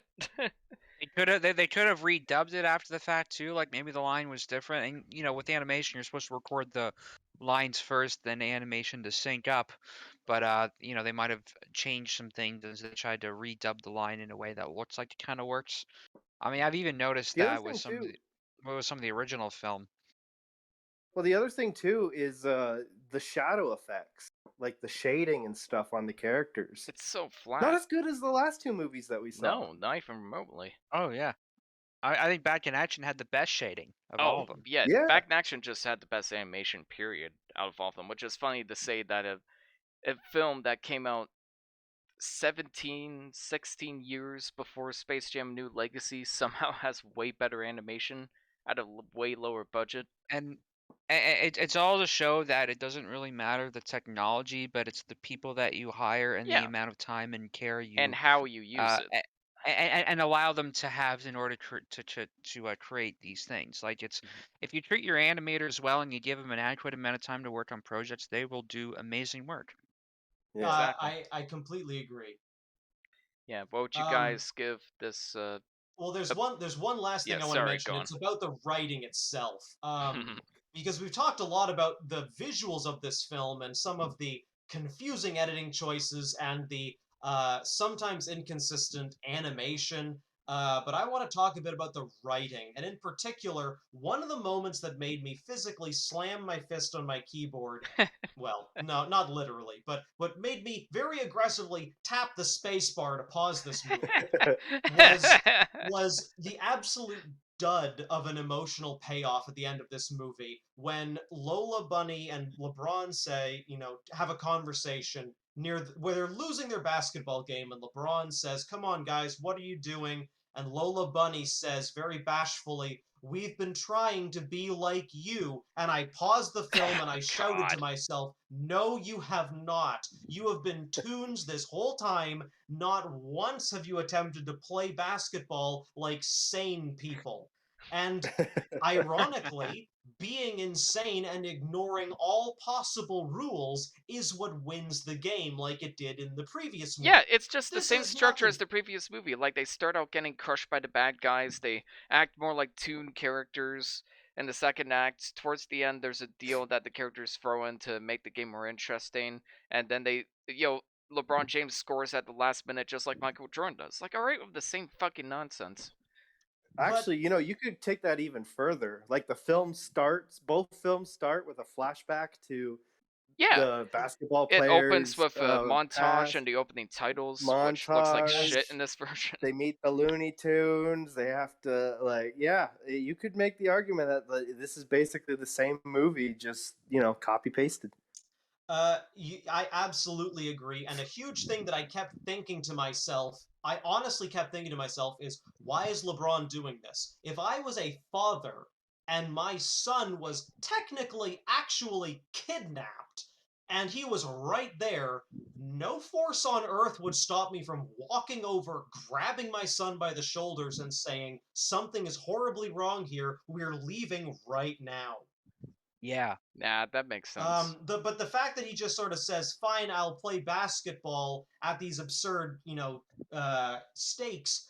Even with Michael Jordan in the original Space Jam, I get it. Like, he's doing the Tunes a favor, and he kind of lets his ego play a little bit when the Tunes call him chicken for not playing basketball. That's the stakes, and that's fine with me. But Space Jam: A New Legacy is a movie fueled by kidnapping and extortion, and that's that's way more serious and treated with absolutely no reverence. Like, I was almost hoping that Space Jam: A New Legacy would have them turn the game around by making another steroid joke. Because what we didn't mention for Space Jam 96 Oh is what yeah. turns them around is instead of believing in themselves, they have a locker room joke about steroid water. My doctor told me never to take this stuff. Do you want to win the game? You want to win the Oh, game, don't God. you? And they want some more when they find out this is real. And it's like, could you give us more anyways? Give us the stuff. Yeah. No, But yeah, it's there's like none of that in New Legacy. It's like, if you're gonna rip off the first Space Jam, at least take the good bits. The bits that worked. No? More I referential humor? Okay. Great. I don't know, man. This movie for me, it was a bit of a chore to sit through. Yeah. I feel so much empathy for the people who very clearly did have to put in huge amounts of time and work. I hate to say it, Ian, but like the guy who's a water and fire simulation, I know just how much time had to go into I making that agree guy. 100% with that. And it just Mm. turned out so bad in the final I feel project. so I bad. mean, I know. if you give animators like a checklist of we got to have a character that's made out of water and fire, and we got to get it done within like a week or two, you you can only expect so much, right? Exactly. And this whole film So has a rushed, slap together feel to it, and it was just painful to sit through. It's so long. It does not justify its 2 hour running time, and it's just painful to watch. It reminds me of a dystopian future that we could run into someday, and it makes me terrified about the future of filmmaking and Oh, humanity. we're Oh. there. Don't and worry. It's, I yeah, gotta tell you Get guys, I get mean, comfortable. Ian, talking about the fact that this movie has just about double the budget of his predecessor, this movie hardly scraped by with a profit. yeah, I know. And Warner Brothers Wow. lost so much money this year. The only project they had this year that made a profit was Dune. Every other project they had this year was a flop. Which is so that feels like some justice to me that Dune it's I don't know like the whole history of that book being trying to get adapted to film has been such a string of like failures and people just trying really hard to get their minds wrapped around this like really dense book with such a deep like lore and and a studio taking a chance to try to get that thing made and made uh, properly, or at least relatively compared to how the other ones were, and it actually doing relatively decently in comparison to these other films, and at least better than what they expected. I felt that was a really good thing, and I cannot wait for the second part of that to come out in a couple of years. Fingers crossed. All right, this piece of shit gets 1.5 out of 10. It's one of the worst films I talked about on the podcast. What about you guys? Wow. Yeah, Whoa. yeah, the only parts I liked were some of the cast, the voice acting cast, and one joke. That's it. Yeah, I kind of tuned out halfway through the last act because I Ha, was unintended. Tuned out. Yeah. yeah. Yeah, Yeah, of course he did. yeah. I didn't intend it, but I'm just gonna say I did because that's great. Um, yeah, I have like two brain cells left at the end of it, so that's what I'm gonna give it. Hey, there you go.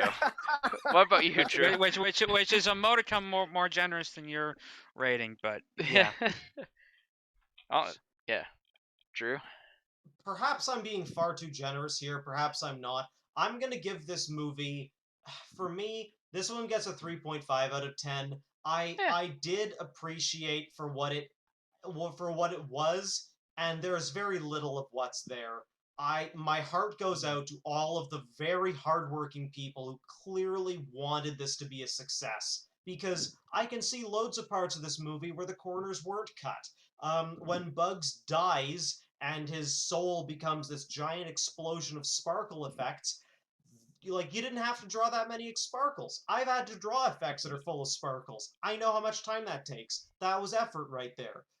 When Lola Bunny is like holding Bugs's corpse, she's got some real tiredness on her face. That's effort. The compositing work. My God, this movie must have been months of just compositing, slaving over hot NVIDIA processors just to make these characters stand in the same world as LeBron James. And it gets a 3.5 just because I know how much effort that is. yeah, I mean, the two that I gave it go completely to the animators. yeah, Yeah. I'd agree with For that. putting Yeah. up with all this bullshit.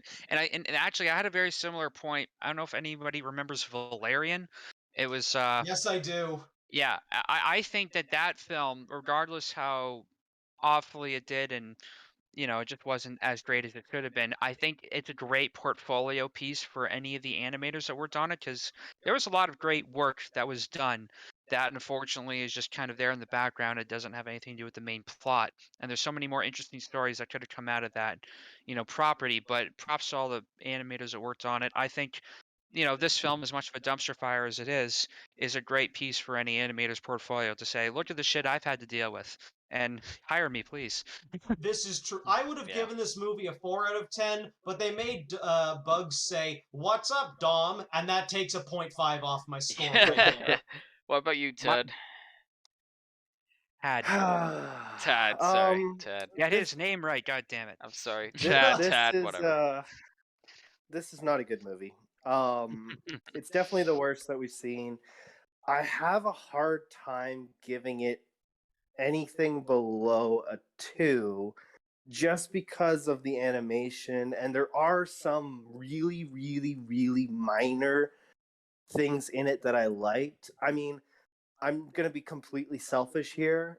I got to see Wile E. Coyote and Roadrunner, my two favorite Looney Tunes, in Mad Max Fury Road, one of my Yes. favorite movies of all time. Yes. Yep. Like, I can't hate a movie that did that. Like, And here we are. I'll give it a, I'll give it a 4.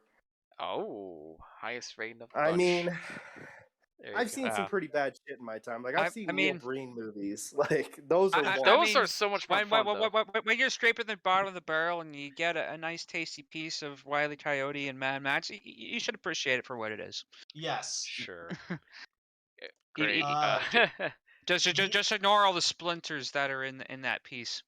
Well, the implication that Granny logs into the Matrix to use her Twitter account is a terrifying thing I want to forget this movie implied. yeah, that Oh stuff god. like that and the Porky Pig rap sequence are why this movie is very deserving of a 1.5. Oh, Yep. lads, I've had a great time talking about this. Yeah. Also, just quick mention. Sorry, Daryl was on the channel. If you're listening to this now, thank you so much, buddy, for listening in. I hope we did the trilogy some justice, and thank you, Drew. I'm sorry to interrupt. No, it's fine. That's all I was going to say. I've had a great time with this. Thank you guys for encouraging me to watch some movies that I really enjoyed and I absolutely would not have watched otherwise. Well, thank you That's for. what this podcast is for. Yep. And a happy new year to anybody who's listening in. Thank you so much to those who have supported the channel for a full year. Season 2, we talked about well over 100 movies in 1 year, which Wow. is just insane. And that's not including the TV shows and the video game we talked about. Next week, in the new year, the first episode of the new year, we're gonna talk about, because they make me want to make me suffer more. talk about the Matrix Quadrilogy, all 4 Matrix movies, not including Animatrix. So the Matrix, Matrix Revolutions, Matrix Matrix Reloaded, Matrix Revolutions, and then Matrix Resurrections. All 4 films. Stephen will be joining us next week, along with our good friend Bernard. Hopefully, he'll tune in as well. And is it Thursday yet, guys? Have a great night. Thank you so much for listening. And as my friend Stephen would say, stay tuned for Conan.